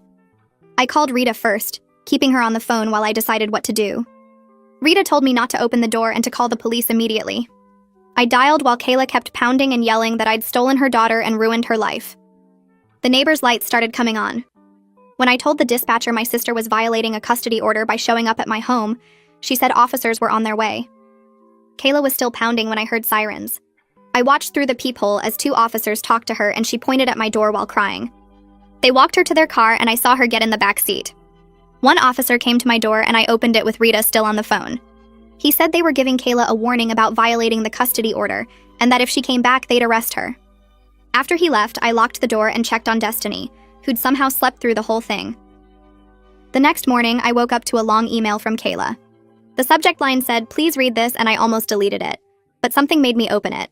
She wrote that she knew she'd messed everything up and that showing up at my apartment was wrong. She said she'd been talking to her therapist about her patterns and was starting to understand how her choices had hurt Destiny. She wanted to enroll in parenting classes and commit to regular therapy to prove she could change. The email sounded different from her usual blame and excuses, more genuine and self-aware. She asked if I would support her getting more visitation if she showed consistent improvement over time. She said she understood why I had custody and that Destiny deserved stability, but she wanted to be a real mom eventually. I read the email 3 times, feeling torn between hope that she might actually be changing and doubt based on all the times she'd made promises before. I called Rita and read her the email over the phone. Rita listened without interrupting, then asked what I wanted to do. I admitted I had conflicting feelings about wanting to help my sister, while also protecting Destiny from more disappointment and instability. Rita reminded me that Kayla had made promises before and broken them, that words were easy, but actions were what mattered. She said my primary responsibility was to Destiny's well-being, not to Kayla's feelings or my own guilt about the situation. We talked for almost an hour about boundaries and realistic expectations. Rita helped me understand that supporting Kayla's growth didn't mean changing the custody arrangement until she'd proven real, sustained change over a long period of time. I felt clearer after we hung up, knowing what I needed to say. I wrote back to Kayla that afternoon while Destiny napped. I told her I was glad she was recognizing her patterns, and that I would support her getting help. I said therapy and parenting classes were good steps and I hoped she'd stick with them. But I also said the custody arrangement needed to stay as it was until she demonstrated real, sustained change over time, not just a few weeks of effort. I explained that Destiny needed stability and consistency, and that meant I had to be cautious about any changes to our routine. I hit send and felt good about setting that boundary clearly. Kayla's response came back within an hour. She said I was being controlling and punishing her for past mistakes instead of giving her credit for trying to change now. She accused me of wanting to keep Destiny from her permanently, and said I was using the custody order as a weapon. Reading her words, I felt the familiar frustration of dealing with someone who still didn't understand that consequences weren't punishment. She was still focused on what she wanted, rather than what Destiny needed, and that told me everything about whether she'd actually changed. I didn't respond right away because I wanted to see if she'd actually follow through. Over the next week, photos started showing up in my email. Kayla sitting in a classroom with other parents, workbooks open in front of her. Kayla in a waiting room with forms on a clipboard. Screenshots of appointment confirmations for therapy sessions. Each one came with a short message saying she was trying, that she wanted to prove herself. I saved them all in a folder but didn't change anything about the custody arrangement or my expectations. When she asked if I'd noticed her progress, I told her I had and that I was glad she was taking these steps. But that real change meant sticking with it for months, not weeks. She got frustrated fast, texting back that she was doing everything right and I still wouldn't give her credit. She'd expected me to immediately reward her for showing up to a few classes, like that erased everything she'd done before. My phone rang late on a Tuesday while I was making dinner with Destiny playing at my feet. Unknown number, but I answered anyway. Tony's voice came through, awkward and hesitant, asking how I was doing. We hadn't spoken since before I filed for custody, and hearing him now felt strange. He asked about the custody situation, whether things had been decided yet, whether he needed to get involved somehow. I told him the truth, that I had temporary custody and the final hearing was coming up, and that if he wanted visitation, he could pursue it through the proper legal channels. There was a long pause before he admitted he wasn't ready to be a real parent, that he was still figuring out his own life and didn't know how to take care of a kid. He just wanted to make sure Destiny was okay, that she was safe and being looked after properly. I assured him she was fine, that she was healthy and happy and had everything she needed. He thanked me and said he'd keep paying child support, but probably wouldn't push for visitation right now. The call ended and I felt a weird mix of relief and sadness, knowing Destiny's father was basically admitting he couldn't step up. Rita called me the following week with news about the fraud case. The prosecutor had offered Kayla a plea deal that would keep her out of jail if she agreed to repay all the fraudulent benefits she'd collected, complete 200 hours of community service, and stay on probation for 2 years. Rita explained this was actually generous considering the charges could have resulted in jail time, and that Kayla should take it. I asked what would happen if she didn't, and Rita said they'd go to trial and she'd probably lose given the evidence. A few days later, Rita confirmed Kayla had accepted the deal. She'd signed the papers and agreed to the repayment schedule, though Rita mentioned Kayla had complained the whole time about how unfair it was. At least it meant Destiny wouldn't have to deal with her mother being in jail, which felt like the best outcome for a bad situation. Destiny had a regular checkup scheduled with her pediatrician, routine stuff I'd been handling since I got custody. The doctor did the usual measurements and checks, asking questions about her eating and sleeping and behavior. Then she mentioned something that made my stomach drop. She'd noticed some delays in Destiny's development, things that suggested she might not have gotten consistent care in her first year. Speech was a little behind where it should be, and some of her motor skills weren't quite at the expected level for her age. The doctor said it wasn't anything major, but she recommended early intervention evaluations to make sure we caught any issues before they became bigger problems. I scheduled the appointments right there in the office, but the whole drive home I felt guilty. If I'd gotten custody sooner, if I'd pushed harder earlier, maybe Destiny wouldn't be dealing with these delays now. Rita reminded me later that I'd done everything I legally could as fast as possible, but the guilt still sat heavy in my chest knowing those first months with Kayla had affected Destiny in ways that might take years to fix. The final evaluation report from the social worker arrived at the courthouse about 6 weeks after the temporary custody order. Rita got a copy and read through it with me over coffee at a shop near campus. The report recommended I receive full legal custody with Kayla having supervised visitation twice monthly. Page after page documented Kayla's pattern of instability, her poor judgment in bringing boyfriends around during visits, her failure to prioritize Destiny's needs despite multiple opportunities to show improvement. The social worker had noted every missed visit, every time Kayla showed up unprepared or distracted, every instance where she demonstrated she still didn't understand what being a parent actually required. Rita said this report would carry significant weight with the judge, and that barring something unexpected, I should prepare for permanent custody. Reading through all that documentation of my sister's failures felt both validating and heartbreaking. My parents showed up at my apartment on a Saturday afternoon without calling first. I opened the door to find both of them standing there looking uncomfortable, my mother holding a stuffed animal for Destiny. They asked if they could come in and talk, and I let them inside even though part of me wanted to slam the door. Destiny ran to show them her toys, not really remembering them but excited about visitors anyway. We sat in my tiny living room and my mother started crying before anyone said anything. She apologized for not supporting me sooner, for staying out of everything and leaving me to handle it alone. She admitted she'd been ashamed of how the family situation looked to outsiders, how it was easier to pretend nothing was happening than to get involved in the mess. She said watching me step up for Destiny while she did nothing made her realize she'd failed both her daughters in different ways. My father sat quietly for most of it, but eventually he spoke up too. He acknowledged that kicking Kayla out when she got pregnant probably made everything worse instead of teaching her responsibility like they'd hoped. He said watching me raise Destiny while working and going to the school showed him what real responsibility looked like, that I'd stepped up in ways they should have. They offered to help financially with Destiny's care going forward, to contribute to daycare or medical bills or whatever I needed. My father said they'd testify at the final hearing if it would help my case, that they'd tell the judge Kayla wasn't capable of providing stable care. I didn't know what to say at first. Part of me was angry they were only showing up now that the hard part was done, but another part was relieved to finally have some family support. I told them I'd think about the financial help and let Rita know about their offer to testify. After they left, Destiny asked if those people were coming back, and I realized she didn't even know her own grandparents. 8 weeks after starting her parenting classes, Kayla completed the program, and her therapist wrote a letter for the court file. Rita got a copy and read it to me over the phone. The therapist said Kayla was making progress in understanding her patterns of blame and avoidance, that she was starting to recognize how her choices had affected Destiny and take accountability for her actions. The letter was positive overall, acknowledging the work Kayla had put in and the insights she'd gained through therapy. Rita was quiet for a moment after reading it, then said it was good that Kayla was working on herself, but that 8 weeks of classes and therapy didn't outweigh 18 months of documented neglect and abandonment. The letter would go in the file and the judge would consider it, but it wouldn't change the overwhelming evidence showing Kayla's pattern of instability and poor judgment. I felt conflicted reading about my sister's progress, wanting to believe she was really changing while knowing that wanting something didn't make it true. The conflicted feeling stuck with me for days. I kept thinking about how Kayla had actually shown up to classes, actually gone to therapy, actually tried to do something right for once. Part of me wanted to give her credit for that, to acknowledge the effort even if it didn't change the custody situation.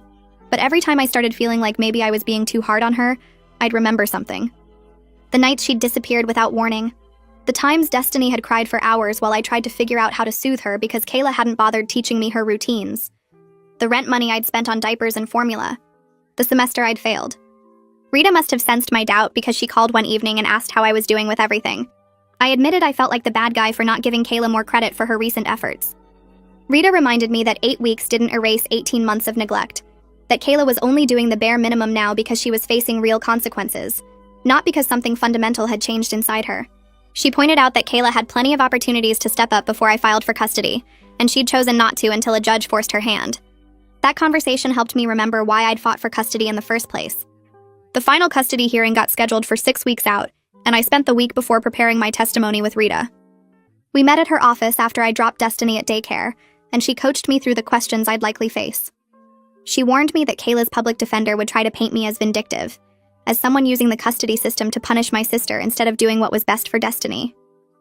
Rita told me to stay calm no matter what they said, to keep my answers focused on specific examples rather than emotional accusations. We practiced for hours, Rita playing the role of hostile attorney while I learned to respond without getting defensive. She taught me to redirect any attacks back to facts, to answer questions about my motivations by talking about Destiny's needs instead. By the end of the week, I felt as prepared as I could be, though my stomach still twisted every time I thought about sitting in that courtroom and testifying against my own sister. The morning of the final hearing, I woke up at 5 after barely sleeping. I'd laid out my clothes the night before, a simple blue dress that Rita said looked professional without trying too hard. I fed Destiny her breakfast and dropped her at daycare early, hugging her tight before I left. The director told me not to worry, that they'd take good care of her no matter how long the hearing took. I met Rita outside the courthouse at 8:30, and we went through everything one more time while sitting on a bench in the hallway. She reminded me to breathe, to pause before answering questions, to look at the judge instead of Kayla when I spoke. My hands wouldn't stop shaking. Kayla arrived 15 minutes before the hearing started with a public defender I'd never seen before. She wore black pants and a plain white shirt, her hair pulled back in a neat ponytail. She looked tired but put together. Nothing like the mess she'd been at the emergency custody hearing. Her public defender was a young guy who kept checking his phone and didn't seem particularly invested in the case. Kayla glanced at me once when she walked in but didn't say anything, just sat down at her table and folded her hands in front of her. I noticed her leg bouncing under the table, the same nervous habit she'd had since we were kids. Rita squeezed my arm and told me Kayla's appearance didn't change anything, that looking responsible for one morning didn't erase 18 months of documented neglect. The bailiff called us to order and Judge Sterling Boggs entered the courtroom. She was the same judge from the emergency hearing, a woman in her 50s with gray hair and sharp eyes that seemed to see right through everyone. She settled into her seat and opened the file in front of her, taking a moment to review before looking up at both tables. The judge started by summarizing where we were in the proceedings, noting that temporary custody had been granted to me 4 months ago, with supervised visitation for Kayla. She said today's hearing would determine permanent custody arrangements based on the evidence and testimony presented. My stomach twisted into knots. Judge Boggs picked up Nicolette's evaluation report and spent several minutes reading through it silently. Then she looked directly at Kayla and asked what had changed since the temporary custody order was issued. Kayla stood up when her public defender nudged her and started talking about the parenting classes she'd completed. She mentioned going to therapy every week and said she was learning to take responsibility for her choices. The judge listened without expression, then asked Kayla to tell her about Destiny's current routine. Kayla hesitated and said Destiny probably woke up around 7 or 8, that she liked cereal for breakfast. The judge asked what kind of cereal, and Kayla guessed Cheerios. Rita made a note on her legal pad. The judge asked what size diapers Destiny wore now, and Kayla said she thought maybe size 4 or 5. Wrong again. Destiny had been in size 6 for 2 months. The judge asked when Destiny's last doctor appointment was, and Kayla said she wasn't sure, maybe a few weeks ago. It had been 3 days ago for her regular checkup, and I'd sent Kayla the appointment reminder like I always did. The judge's expression didn't change, but she made several notes before moving on. Haley Wagner testified next, the guardian ad litem who'd been representing Destiny's interests throughout the proceedings. She took the stand and explained that she'd observed multiple visits between Kayla and Destiny, as well as spending extensive time evaluating my home and care. Haley said Destiny showed secure attachment to me, that she was meeting all her developmental milestones, and that my home provided a stable and nurturing environment. Then Haley described Destiny's behavior during visits with Kayla, how Destiny would cry when I left and spent most of the visits asking when I was coming back. She said Destiny seemed confused by Kayla's presence and didn't show the same comfort level she displayed with me. Haley recommended continuing the current custody arrangement with potential for increased visitation if Kayla maintained consistent progress over the next 6 months.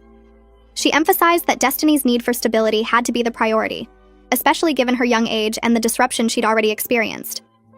Kayla's public defender tried to argue that the anxiety was normal for any child in this situation, but Haley calmly explained that Destiny's reactions went beyond normal adjustment and indicated insecure attachment to her biological mother. The judge called a brief break before the next witness, and I went to the bathroom to splash water on my face.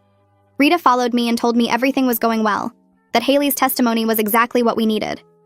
I asked if Kayla's public defender could somehow turn this around, and Rita said no, that the evidence was too overwhelming. We went back into the courtroom, and Kayla's therapist appeared on the video screen for remote testimony. The therapist was a middle-aged woman with kind eyes who spoke carefully about confidentiality while still providing relevant information. She confirmed that Kayla had been attending weekly therapy sessions for the past 2 months and was working on accountability and recognizing her patterns of blame and avoidance. The therapist said Kayla was making progress in understanding how her choices had affected Destiny and was beginning to take genuine responsibility for her actions. Then the judge asked if the therapist could recommend unsupervised visitation at this time. The therapist paused before answering, then said that while Kayla was doing important work in therapy, real change took sustained time and effort. She explained that 2 months of therapy couldn't undo years of established patterns, and that Destiny's young age and need for stability meant any changes to the custody arrangement should happen very gradually. The therapist said she couldn't recommend unsupervised visitation at this point, though she hoped Kayla would continue her therapeutic work regardless of the custody outcome. Kayla looked down at her hands while the therapist spoke, her shoulders hunched forward. Rita presented her evidence next, methodically walking the judge through documentation of my stable housing, steady employment, and established childcare arrangements. She showed records of every doctor's appointment I'd taken Destiny to, every developmental screening, every vaccination. Rita presented my pay stubs and bank statements showing how I'd budgeted to provide everything Destiny needed despite my limited income. She talked about the early intervention services I'd arranged when Destiny's pediatrician noted some developmental delays, and how Destiny was already showing improvement with consistent support. Rita emphasized that I'd sacrificed my education and career plans to give Destiny the stability she deserved, dropping to part-time classes and working around daycare schedules. She showed the court my revised degree plan that would take 3 more years instead of 1, proof that I was committed to raising Destiny long-term. Rita's presentation was thorough and organized, each piece of evidence building on the last to show the complete picture of the life I'd built for Destiny. Kayla's public defender stood up for his closing argument, and I braced myself. He talked about how Kayla was only 19, barely more than a child herself when she became a mother. He said she'd made mistakes, but that every young parent made mistakes, and that she deserved a chance to be a real mother with proper support and structure. He pointed to her completion of parenting classes and her consistent therapy attendance as evidence of her commitment to change. He argued that the court should consider a gradual reunification plan that would allow Kayla to rebuild her relationship with Destiny over time, starting with increased visitation and working towards shared custody. He said taking away a mother's child permanently was a drastic step that should only happen in cases of severe abuse or neglect, and that Kayla's situation was more about being young and overwhelmed than being unfit. The public defender spoke passionately, but I could tell he was working with limited information, that he didn't really know Kayla or understand the full scope of what had happened. Rita was already preparing her response. The judge called me to testify, and I walked to the witness stand on shaky legs. Rita started with basic questions about when Kayla moved in with me and how the living situation evolved. I described the first few weeks when I thought Kayla just needed temporary help, then how it became clear she had no intention of actually parenting Destiny. I walked through my documentation, explaining how I'd started keeping records after Kayla listed me as Destiny's primary caregiver without permission. Rita asked me to describe a typical week during the time Kayla lived with me, and I detailed the nights Kayla would disappear, the mornings I'd wake up to find Destiny alone in her crib crying while Kayla was passed out or not home at all. I talked about missing work and failing my classes because I was the only one caring for Destiny. Rita asked about the financial impact, and I explained how I'd gone into debt buying formula and diapers while Kayla spent her child support money on herself. I kept my voice steady and stuck to facts like Rita had coached me, avoiding emotional accusations even though my throat was tight with anger. Then Rita asked the hardest question, whether I'd ever wanted to be Destiny's mother. I paused before answering honestly, saying no, I'd never planned to have a child this young, and I'd never wanted to take Kayla's place. But I said Destiny deserved consistency and security more than Kayla deserved second chances, and that I'd stepped up because someone had to. I admitted I loved Destiny completely now, But that didn't erase the sacrifices I'd made, or the childhood Destiny had lost waiting for her mother to grow up. Kayla was crying at her table, but I kept looking at the judge like Rita told me to. Kayla's public defender cross-examined me briefly, asking if I'd ever tried to help Kayla instead of just documenting her failures. I explained that I'd offered help repeatedly, that I'd given Kayla a place to live and watch Destiny while she was supposed to be looking for work or going to appointments. He asked if I thought Kayla loved Destiny, and I said yes. I believed she loved her, but love wasn't enough when a child needed consistent care and stability. He tried a few more questions but couldn't shake my testimony because everything I'd said was documented and true. I stepped down and returned to my seat next to Rita, my hands still trembling. Then Kayla took the stand and surprised me. Instead of launching into her usual blame game, she admitted she hadn't been ready to be a mother. She said she'd made terrible choices and put her own wants ahead of Destiny's needs. Kayla talked about being 17 and scared when she got pregnant, about how Tony leaving had broken something in her. She cried while saying she loved Destiny but understood why I'd had to step in, that Destiny deserved better than what she'd been providing. Kayla said she was working on herself in therapy and taking the parenting classes seriously because she hoped to be a real mom someday, even if that meant starting with supervised visits and earning back trust slowly. She looked at me when she said she was sorry for everything she'd put me through, for blaming me for her own mistakes. Her public defender asked if she wanted to be part of Destiny's life, and Kayla said yes, but that she knew it had to be on terms that were best for Destiny, not what was easiest for her. I didn't know what to do with this version of my sister, this person who was finally taking responsibility. Part of me wanted to believe she'd really changed. Most of me remembered all the other times she'd said the right things before going right back to her old patterns. Judge Boggs called a recess to review all the evidence and testimony. Rita and I went out to the hallway and I sat on the bench trying not to throw up from anxiety. Everything felt unreal, like I was watching this happen to someone else. Rita kept reassuring me that the evidence was overwhelming, that the judge had seen everything she needed to see. Then Raina showed up with coffee from the shop down the street, sitting next to me and putting her arm around my shoulders. She reminded me that whatever happened, I'd done everything right for Destiny. She said I'd fought for my niece when everyone else had walked away, and that took courage. We sat there for 20 minutes while the judge reviewed the case, and I watched other families moving through the courthouse with their own dramas and crises. Everyone here had a story. Everyone was fighting for something. The bailiff called us back and we returned to the courtroom. Judge Boggs looked at both tables before speaking, her expression serious. She said she'd reviewed all the evidence, testimony, and evaluation reports carefully. The judge noted that Kayla had made some recent efforts toward improvement, but that 2 months of classes and therapy couldn't outweigh 18 months of documented neglect and abandonment. She talked about Destiny's need for stability and consistent care, especially given her young age and developmental needs. Then Judge Boggs delivered her ruling, granting me full legal and physical custody of Destiny.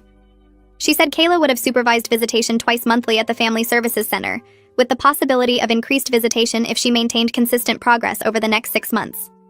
The judge emphasized that this arrangement prioritized Destiny's well-being, while still allowing Kayla to maintain a relationship with her daughter if she continued working on herself.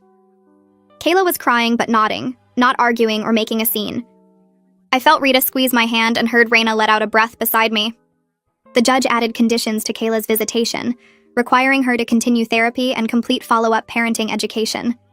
She said the case would be reviewed in 6 months to assess whether any modifications were appropriate. Then it was over. I had full custody of Destiny. The judge continued, saying Kayla needed to finish her probation requirements and keep going to therapy.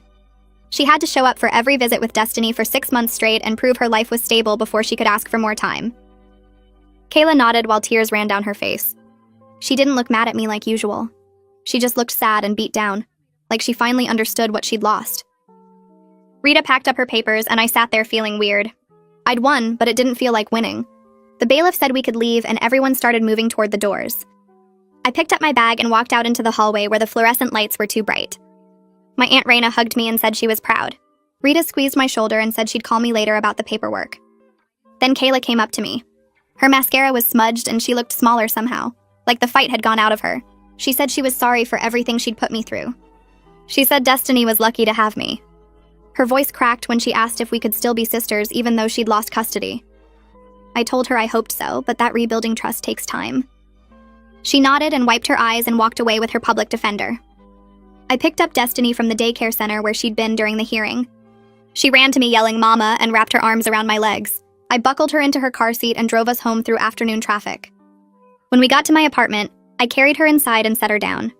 She went straight to her toy box like always. I stood in the kitchen looking at her playing on the living room floor. The permanence of everything hit me hard right then. I was her legal mother now, not just her temporary guardian. I was 24 years old, single, working part-time at a grocery store, and now I was solely responsible for raising a toddler. I loved her more than anything, but I'd never planned to be a parent at this age. 3 days later, Rita came over with a stack of forms. She helped me file for child support from Tony since I was now Destiny's legal guardian. We also went through the application for benefits I was actually entitled to now. The financial support would help with rent and groceries and daycare costs. But money didn't change the fact that my whole life had gone in a completely different direction than what I'd imagined when I was 18 and planning my future. The next week, I met with my academic advisor at community college. Her office was small with motivational posters on the walls. I explained my situation and she pulled up my transcript on her computer. We worked out a plan for me to take online classes at night after Destiny went to bed. Instead of graduating in one more year like I'd planned, it would take 3 years. It felt like both a loss and something I could actually do. She printed out the new course schedule and wished me luck. 2 weeks after the custody ruling, Kayla had her first supervised visit at the Family Services Center. I brought Destiny at exactly 2 o'clock like the schedule said. The supervisor was a woman named Miss Chen, who had a clipboard and a kind smile. Kayla was already there waiting in the visitation room. She got down on the floor with Destiny right away and started playing with the blocks. She read her books and did puzzles with her instead of being on her phone. For the whole hour, she actually paid attention and acted like a mom. When I picked Destiny up, Miss Chen said the visit went well and noted the improvement in her report. I felt cautiously hopeful that maybe Kayla was starting to understand what being a parent actually meant. My parents started coming over more after that. My mom would bring groceries and my dad would fix things around my apartment that were broken. They'd play with Destiny and watch her so I could do homework or run errands. One evening, my mom was washing dishes in my kitchen, and she said she saw a lot of herself in Kayla's immaturity. She said she wished she'd handled the pregnancy differently instead of kicking Kayla out. We started having more honest conversations about our family and the patterns we all fell into. It didn't fix everything, but it felt like a start. A month later, I joined a support group for kinship caregivers that met every Thursday night at a church basement. There were about 12 people there raising their grandkids or nieces or nephews. They shared stories about dealing with the courts and managing visits with biological parents and struggling with money. Hearing their experiences made me feel less alone. One woman named Patricia was raising her 3 grandsons and working 2 jobs. Another guy named James had custody of his sister's twin daughters. Everyone there understood that family was complicated and messy. They reminded me that doing the right thing doesn't always feel good. 3 months after the final custody ruling, Destiny started calling me Mama all the time. She barely asked about Kayla between visits anymore.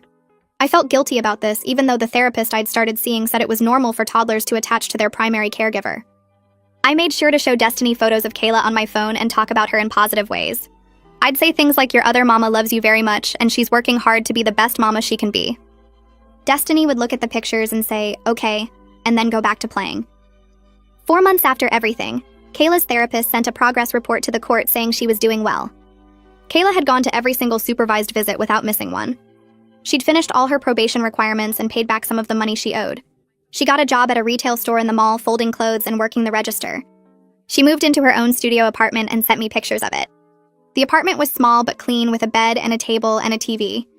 She texted asking if I was proud of her. I texted back saying I was proud of her efforts and I hoped she kept building a stable life. I texted back that I was proud of her work and hoped she kept going. Then I added that custody wouldn't change anytime soon. She needed to know I wasn't going to flip everything just because she'd been doing better for a few months. Her reply came fast. She said she understood and that she had to prove herself over time. She wrote that Destiny's well-being came first, and she got that now. Reading those words from Kayla felt strange. She'd never talked like that before. Maybe the therapy was actually working. Maybe she was starting to see things clearly instead of through the filter of blame and excuses she'd used for years. I wanted to believe it, but I also knew people could say the right things without meaning them. Time would tell if this was real change or just another performance. 2 weeks later, I got a call from the Family Services Center. Tony had contacted them about setting up visitation with Destiny. The supervisor said he'd completed the required background check and parenting class and wanted to start his twice-monthly visits. I felt weird about it. Tony had barely been around since Destiny was born. He sent child support because the court made him, but he'd never asked to see her before. Now suddenly he wanted to be a dad. The supervisor scheduled his first visit for the following Saturday at 10 in the morning. I brought Destiny to the center and Tony was already there in the visitation room. He looked nervous. His hands kept moving and he couldn't seem to figure out where to stand.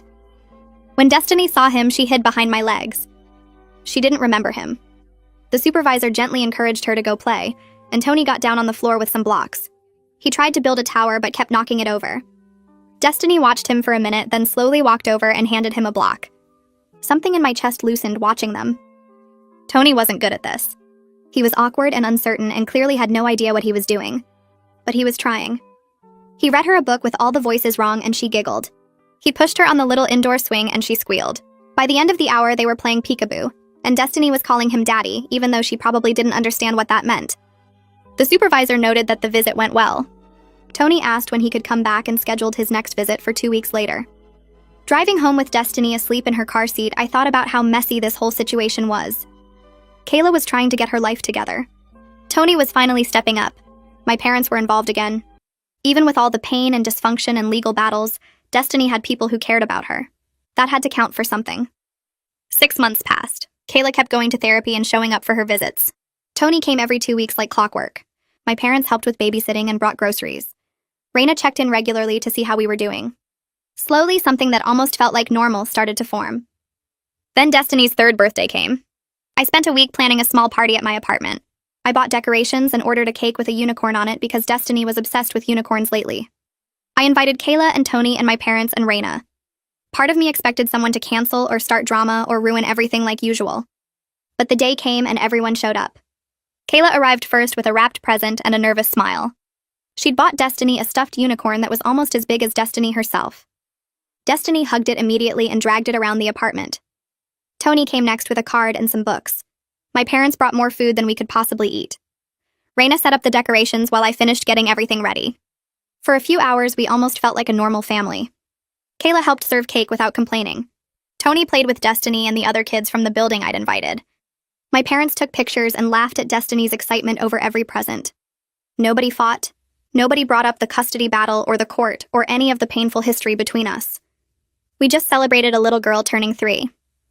When it was time for cake, everyone gathered around. Destiny stood on a chair so she could reach the candles. Her face was already smeared with frosting from sneaking tastes earlier. I lit the 3 candles and we all sang happy birthday.